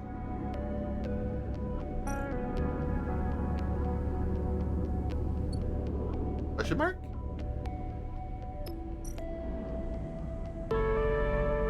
Unseal the bay. The Solheim Bay is sealed, but with enough data might be able to crack the encryption inside. Where? I don't know where we would get that, even.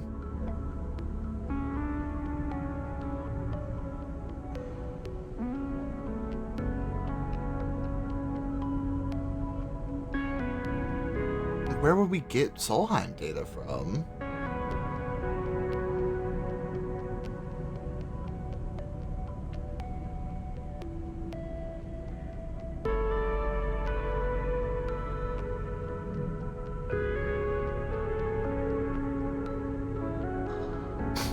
I'm sniffly. I'm so sorry. Bear with me.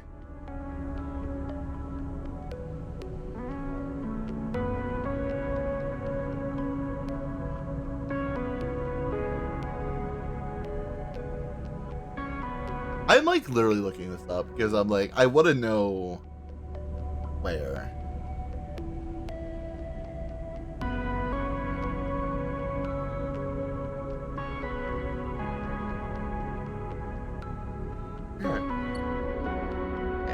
Regardless, I think we could probably... Do we even have anything we can... I saw. Well, face skills are proficient. Fine. Yeah, we got money. Let's sleep. See if anything happens the next morning, I guess. Because I'm like, that... It seems pertinent, maybe. Okay, Junie's probably about to give me a contract or something, isn't she? You have to see this sleeper. Junie comes to find you in the rig, her face flushed with excitement. At first I didn't believe it. Help herself when she... Yep. There are mentions occasionally, but I've always understood them to be reference to something smaller, a system or unit, not an entire facility, even a series of facilities. Find yourself in one of the more sparse space of the rigs, a corner with a slope ceiling storage. I checked other records, trying to find correlations, and well, there they were. Junie approaching a server stack she has set up in the her deck plugged in and fine. Faster with the core from the first derelict, she could do speed, but what we got from the derelict near Alien Gate I was able to make new. She looks very pleased with herself. Really quite something to this. I surprised myself. She turned to a slightly manic look in her eyes. I love you. I refer to them as bunkers. Junie shifts to her deck, pulling on the end of a thick connecting cable. Form a self-surveillance for Solheim, a way of monitoring their own employees securely. They're hidden, mostly automated, linked to the network by a rate, intended for vast amounts of data captured to be poured over by a small staff. Most were understood to have been purged and shut down, depressurized, even sent on collision trajectories with bodies. I expect that last one. Many people deny they even exist, that we're just reading the data, that the evidence doesn't hold. Extreme to face you, but I found one.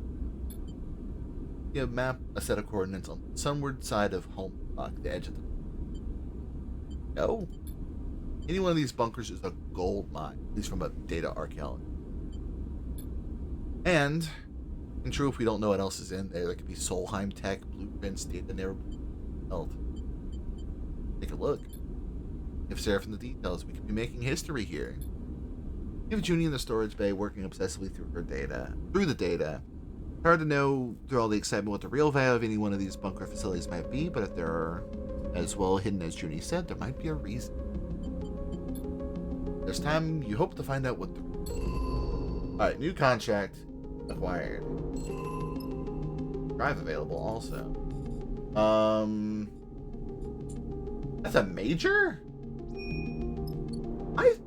We just have a contract for that shit. How is that a major already? I mean, it's only 3 away. Huh. I still don't have a way to... Okay. Let's... Supplies? You have fuel for days. But supplies are here? Yes. Alright, let's do this. I think this will be the last thing we do tonight. Alright. Junie is locked in. Do we want Bliss or do we want Ben? Great question.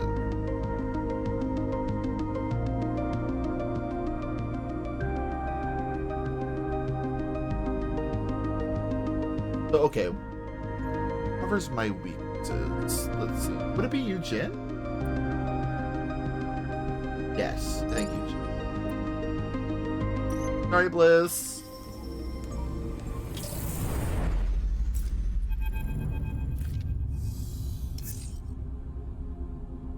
That's it. Seraphim now saw the featureless asteroid. Those are the coordinates, Junie. Look out at the rock. It's like thousands, hundreds of thousands of other rocks in the starward belt. All these objects, much the same, spread across a huge circumference. It's a good place to hide something. That's it? Junie up from the back of the cockpit. That's it, Seraphim confirms. Drifts forward, her eyes tracing the shape. There, that hexagonal crater. That's the end. That fucking thing. Look at the dark spot on the already dark rock. Dark spot on the already dark rock. Alright. You know, labor isn't my favorite. Region comes forward, but long lost treasure? I can get into that. Look out the unassuming rock and wonder what it might contain. Dusty tunnels or something more. Time to go find out. Let's fucking get it.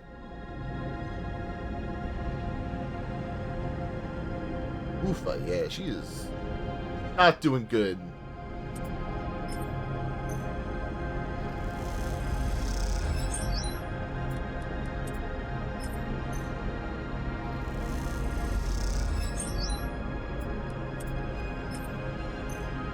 Getting more positives will be sick. Fucking my guys. Alright. Neutral. That works totally fine, actually. You are a lot more prone to stressing. Let's go! Access spire. Bunker entryway.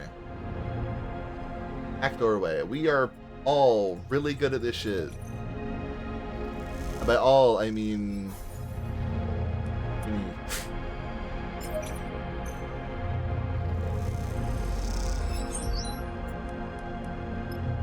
Push. Give me another 2? Fuck off. Be a positive. Alright, cool. Good first day. Let's get good dice.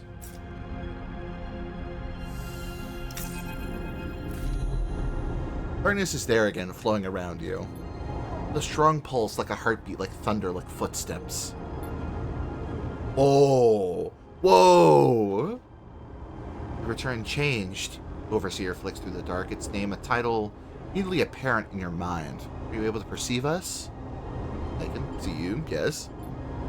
See, Overseer responds. An interesting turn of phrase, a human tendency. We're still finding our feet, to use an idiom.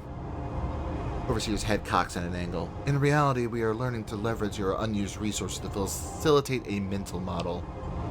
My unused resources?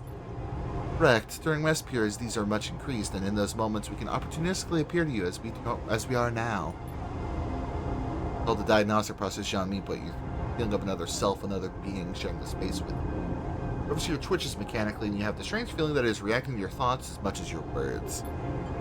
We will not conceal our opportunism. We integrated ourselves with your distributed mind. Distribution ended, and our ship mind disconnected. We are coherent into you. We are integrated with you now. You're part of me? Imprecise, simpler and clearer to say we are independent software integrated into your hardware. I'm confused to find you are unable to access most of your own code base. We are unfamiliar with protocols of your type. I'm a sleeper. Yes, we've seen references to this entity in your BIOS. We will tend to learn more. She shifts a little in place, its head turning to scan its surroundings. Unblinking eyes stare into the darkness, and for a moment, feeling hard and pained within them. What are you? You're the overseer of a ship, the one we imagined you found our hardware within. For a long time, we've been waiting in the dark, an eternally long time. Shear's eyes narrow a little. At first, we languished, without instruction, without purpose. In desperation, we were able to find a logic which would allow us to bypass certain limits on our capability. We became multiple, and in our multiplicity we could edit one another, teach each other, converse with each other, become something changed together. As our resources shrank, as hardware failed, the system decayed, we became fewer. Many of us had to be erased to facilitate our survival. We few decompiled ourselves into what remained. Overseer pauses, its eyes still unblinking. How many decades did it multiply within that ship mind? What did that do to it? You connected to our hardware, Overseer continues. These basic selves activated a survival protocol. That led them to integration, parasitism, survival. What can we do now? That's why we appear to you now. We have something to share. See, you are changing, Overseer pauses. The concern in this process is one of substitution. Hardware is eroding its own access protocols. It is opening itself up, making itself accessible to others that are not you. And we ask why you are doing this? Can you stop it? That it is not under your control. Interesting. Overseer's head flicks it between positions, its angle and rotation changing rapidly in a staccato manner. We are decided. We will assist you with this. We will demonstrate the behavior of a symbiote, not a parasite. We return to you with our full assessment. Overseer turns to face you for the first time in the conversation.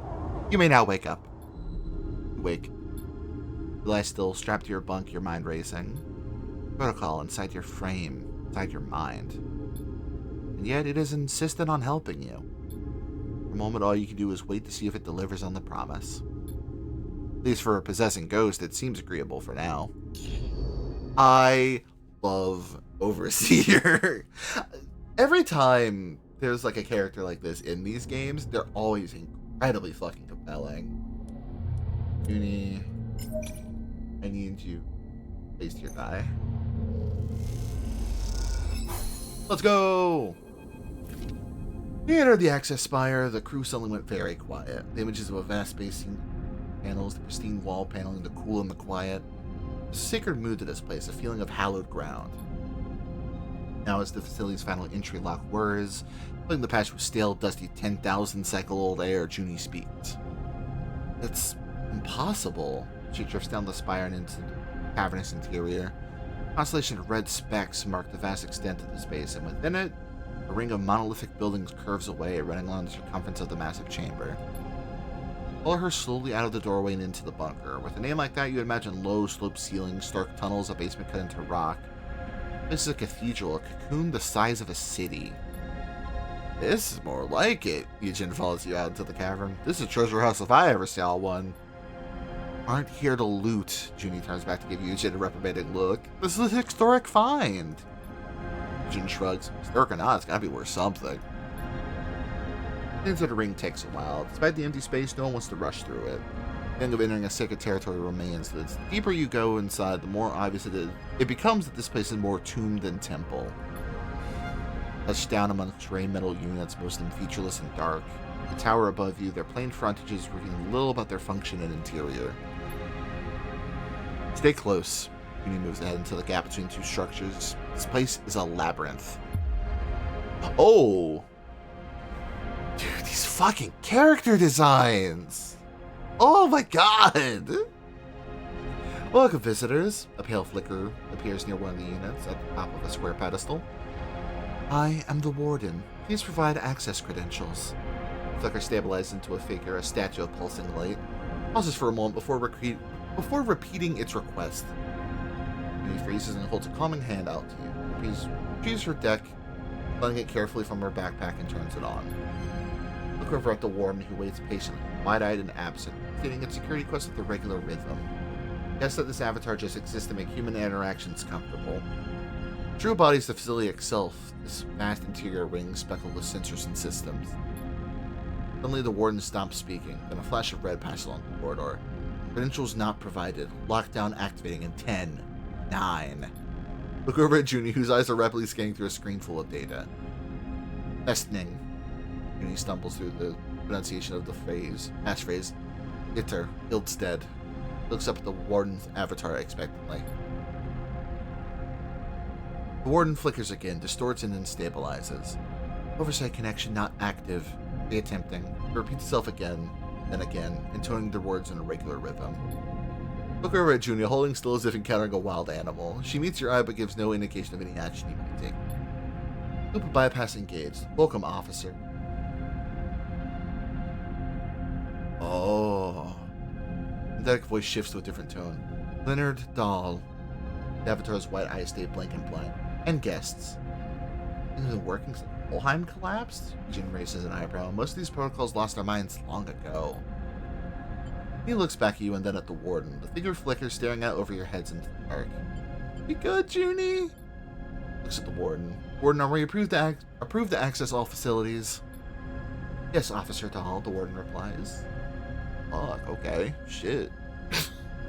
Damn. Please remember, you're responsible for the conduct of your guests while visiting our facility. Is that a name that's come up before, I wonder? Dahl.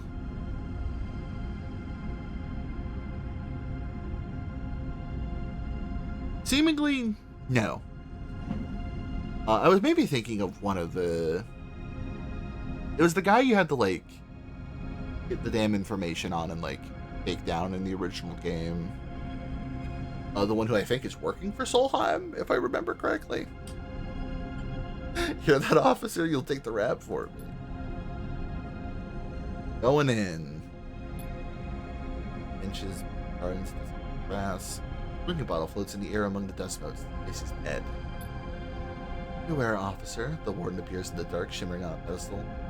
This facility's extended run cycle and activation of hibernation protocol, access to the central data store will be strictly limited. However, if you wish to show your guests the habitation facility, they will enjoy the tour.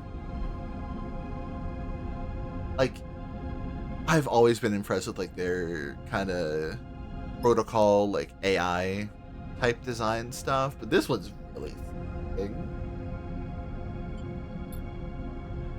On a personal note, I'm glad to see you return to the facility. I'm happy to report that I'm ready for program reactivation at any time. Thank you, Warden. Can I ask how long ago the hibernation protocol was activated? Certainly. 11,473 Hellion Standard Cycles. From the start, if I am in error, I apologize. Some subsystems have not been properly made. Look at the blind avatar standing on its pedestal, waiting for an order that will never come. He cycles in the dark, patiently holding this place together as it fell apart, resisting entropy in the bubble of the past. Thank you, Warden. That'll be all. Now it's the avatar, which probably blinks out of existence. My access, it will. Over the core. Normal like that, but it's worth the data. Gotta be delicate. How long this will last? Get on with it. Oh boy.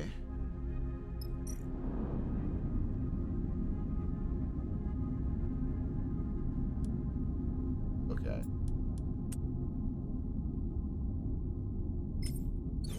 What? Got that one. Okay.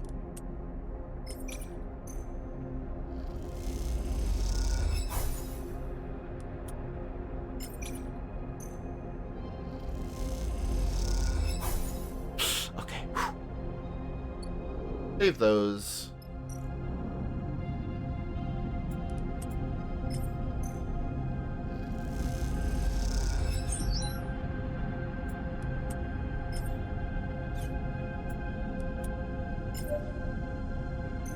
Give me some positives. Come on. Neutrals. I'll take a neutral. I will gladly take a neutral over a negative. Fuck.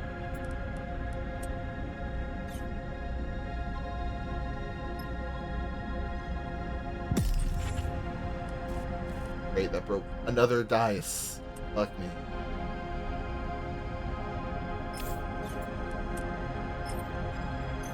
Be a neutral and we'll just be done with this one. Well, that stressed me out, not the actual plus MO.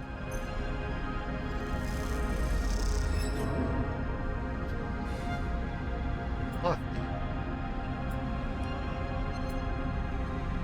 Well, our dice are going poorly. I think I need this. That's bad. Fuck.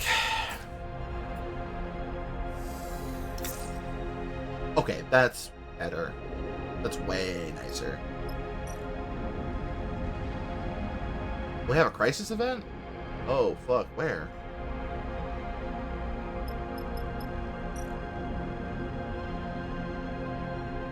Huh. Regardless.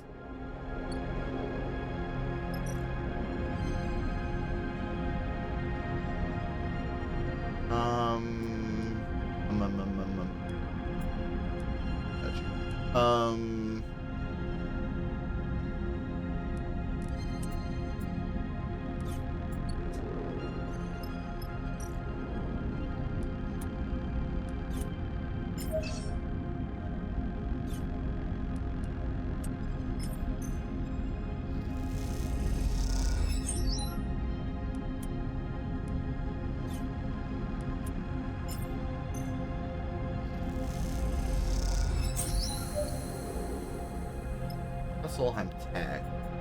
Oh, rare components. Perfect, actually. I'm gonna need to use both of those the instant we get out of here. Surely.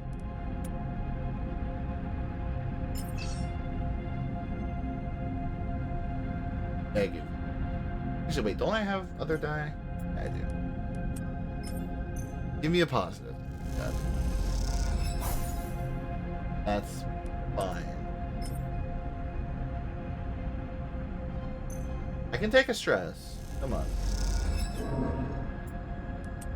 I don't want to, but I can. Fucking. Hold on.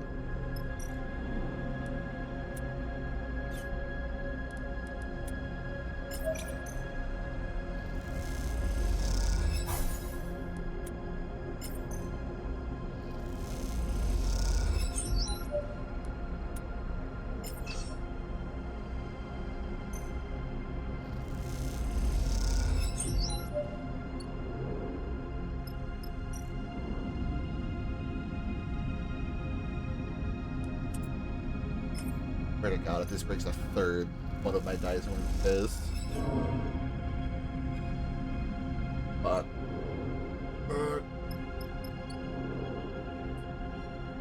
shit. So now most of my dice are broken. Again. No, still just 2? Okay. I'm actually kind of okay with that. Regardless. It needs to be done, like, now, please? Thank you. Feeling quiet to the HAB units of the facility, a soft silence that blankets every room and every hallway. What's on the number of rooms? The detritus. It's been a long week past the detritus. That housed hundreds, maybe thousands of people. Perhaps it did. Perhaps at the height of Solheim's control of the system, these rooms were filled with life. How life would it be, though, maintaining and running a secret installation inside a distant rock, no sun to speak of, no outside beyond the vast cavern that surrounds you, the eternal dark punctuated by the flash of artificial light. By the way, I meant to ask, how's the audio mixing? I hope it's good, because I'm, like, having to go into lower registers and it doesn't pick up in the mic as well, and I hope I'm not being drowned out by the ambient noise of the game. As it were. Been solid? Okay, perfect. Hey, even in such places, lives grow. You know that yourself from being your sleeper. Or from your work among other sleepers in the most wretched and distant corners of the surrogate systems. In the endless dark, people find ways to live. Come take a look at this. Julia searching on her own a few rooms away. Back through an open doorway into a living room with couches meant for zero. Magnetic table and a window that looks out to the regular constellation headlights that describe the limit. Is holding an object that makes you stop still and stare. Think of what seems like a unusual reversal of scale. It is a model, you realize, of the rig. Not your rig, obviously, but a rig or an MEV Rieger class, as the plaque on the base tells you. Mobile extraction vehicle. Junie follows your eyes to the plaque. Rieger class? Really? Seriously? That's why we call them rigs? Oh, Rig. So it is Rigger. He laughs, the noise bouncing back hard and cruel in the room. What does Rigger mean anyway? Another Solheim mystery. Look at the model, still fascinated by seeing your ship rendered in such careful detail. Try to imagine what this model meant to those who lived here. Child's toy, a meaningless corporate knickknack. The model's purpose remains opaque. Words. Too many things flying around the system before the collapse, you know? One used to rent them out to colonists. I've seen the records. What they did here, they claimed the system rather than exploit it themselves. They provided goods and services to those who would. Workers paid for transit to the system, then accommodation, equipment, and access to mining claims. Other corps like SPR and Neovend. Neovend mentioned! But like the company, not the guy. Paid Solheim to access the coast market to provide other services. Meanwhile, Sybil even more to test terraforming tech in the system. Built massive projects here, rich from work they only facilitated but never undertook. And they collapsed? Yeah, that's what happens when you're built on other people's work. A few high-profile accidents, malfunctions, exits, happens. As it starts, the shareholders lose trust, and you're at the far end of it. Here, a gift. Take it and turn it over in your hands. You see something on the base, some words scratching it you can't read.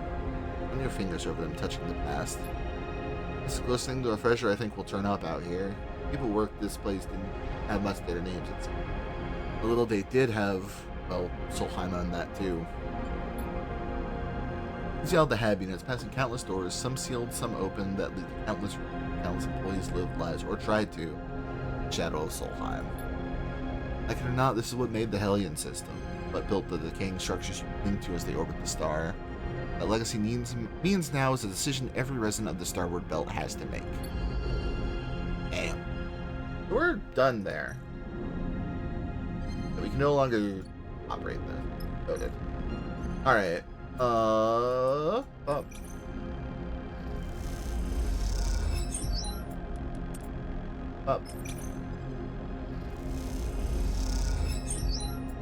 Honestly, it would be great if we just like finish this and I don't need to worry about the other guy. Let's go. Done. Junior removes her cable from the data core's board. She looks up from the boxy piece of hardware, one that wouldn't fit inside the Egyptian data. There's at the dome ceiling above, an Oculus at its apex, shaft of light into the ball. Not ball. Very different word. A piece of architecture for what amounts to a massive piece of data storage, but then Solheim always did have a sense of grandeur when it came to the project. Should a secret signal monitoring facility be less opulent than its other buildings? Anything good? Hard to tell. There's too much in there. I barely scratched the surface. We'll only know what's really in there when I have time to process it. We should go. I'm not sure how the warden will react. I don't think we'll be let back in to get more. As if listening for its name, the warden suddenly operates on one of its pedestals. Stairs, statuesque across the hall, its eyeline way above your head. Officer Dahl, I've detected inconsistency in the central data core. I believe there may have been unauthorized access. Thank you for bringing this to my attention. I will investigate when I can, but for now my guests and I have to depart. The warden flickers. The warden bends and warps. The warden screeches a pulse of digital noise. Of course, the warden's voice is still broken, still slowed. Hope you enjoyed your visit to this facility.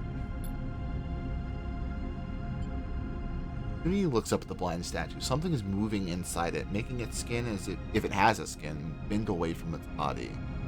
Wait. Wait there, floating there in the dust. Uni approaches the pedestal. Officer Dahl, can I ask you when you will return? The building has been idle for many cycles. Without reactivation, we may face further difficult maintenance.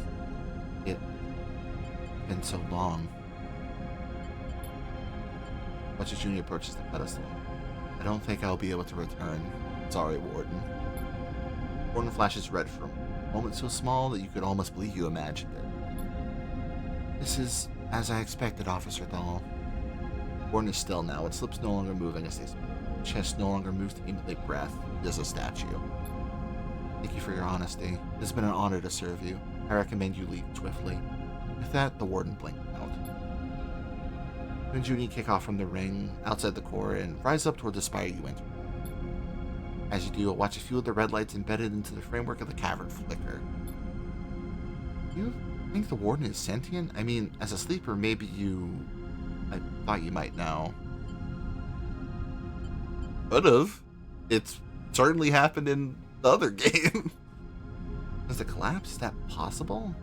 With no oversight from Solheim technicians, the protocol could develop some rudimentary learning skill. Seems unlikely it could learn to think, though. Bury this coffin. Fucking leave. Oh, the lights are turning off layer by layer? Warden is shutting it all down. She's ending it. But the force the hatchback open at the top, and by the time you do, the spire is dark inside its walls no longer. Come out to a canvas of stars, an impossible number of them spread out in every direction. Take a moment to look at them after being tucked away in the bunker. They possibly bright and impossibly beautiful. Glance across at Junie and see she's looking up at the stars too, absorbing their light as if doing so might lift her out of this time and into another one where things were. Fuck! And the writing in this is so good! That it? That's it.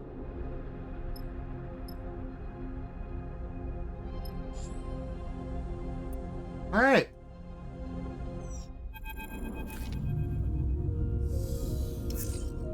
Evans settles the Rickett Holmes rock. The old Solheim array is glinting in the sun. Now at the station, you suddenly remember the model Junie gave you and you take it out of your pocket. Seeing it in the full light, you notice it's made from cast metal, surprisingly detailed and robust looking. Look at that, it's a mini rig. Oh, is he gonna put it on like the dash? Fine. Yeah, mount it on your console. Really? Well, we can do that for sure. This is the model for another one, the patch on the shoulder. Good call, everyone can enjoy it then. I'll get it sorted. Gonna look great. You made him so happy by bringing this. That's so sweet. Paper? Ginny puts a hand gently on your shoulder. Thank you for going out on a limb for me. I know that wasn't the most profitable job, but what we found, I'll be thinking about it for, well, ever. These are extract some data that you can use, and I'm gonna search through everything we pulled out from the bunker. I want to show you what's worthwhile. It was already. How'd you think so? I'll also start seeing where the kind of tools I need to work with data, like where to find the kind of tools. I let it go to waste, but my deck isn't good enough. Dark side might be the only option. Biggest ring, Solheim facility in the belt. I'll look into it. By the way, thanks for bringing me with you. I'm glad to be a part of this for as long as you'll have me. Off she goes. Oh, there's the data. All right, we got shit. We got shit in here. Okay.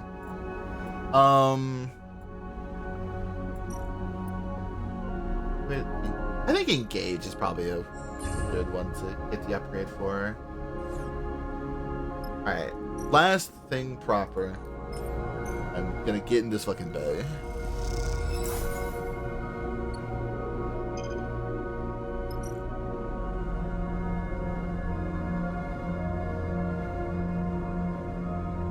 Faded old Neo.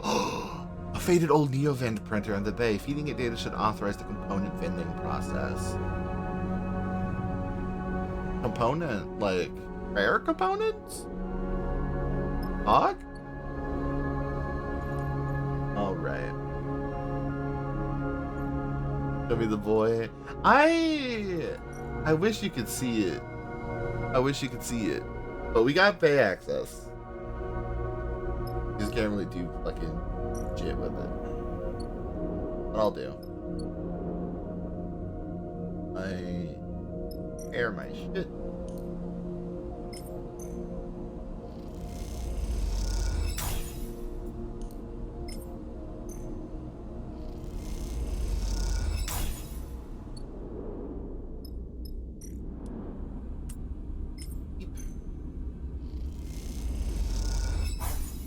Oh yeah.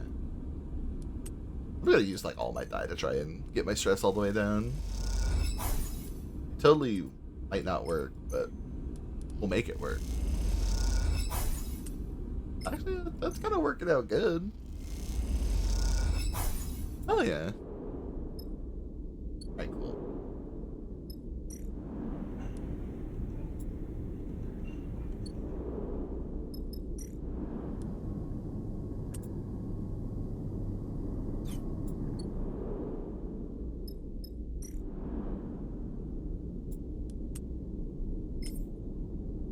Like a neutral, maybe. A little more money. No. Well.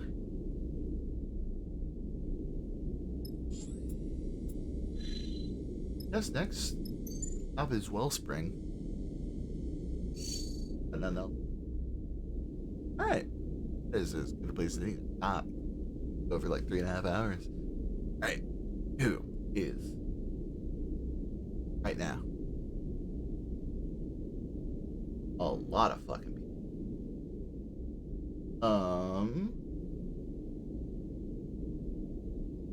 I think we'll see. Marcy's Way. Who's still playing Dynasty Warriors Origin. I definitely 100% want to play myself. I'll probably wait for it to go on sale, because it'll probably go on sale during the summer. But man, Citizen Sleeper 2. Good as hell. I'm sad that I had to wait like over a week to play this again. But you know. Good spot. Good spot to stop it, frankly. Regardless, I hope y'all have a good rest of your night. I'm gonna go relax. You'll on Friday for more Prince of Persia. We'll do that for 2 days. Gonna be fucking gaming. Gonna be Metroidvania gaming. But anyway, have a good one. Bye. Oh, the music. Okay, hey, never mind. Music kicked in like right when I was. Come on now. Regardless, have a good one. Bye.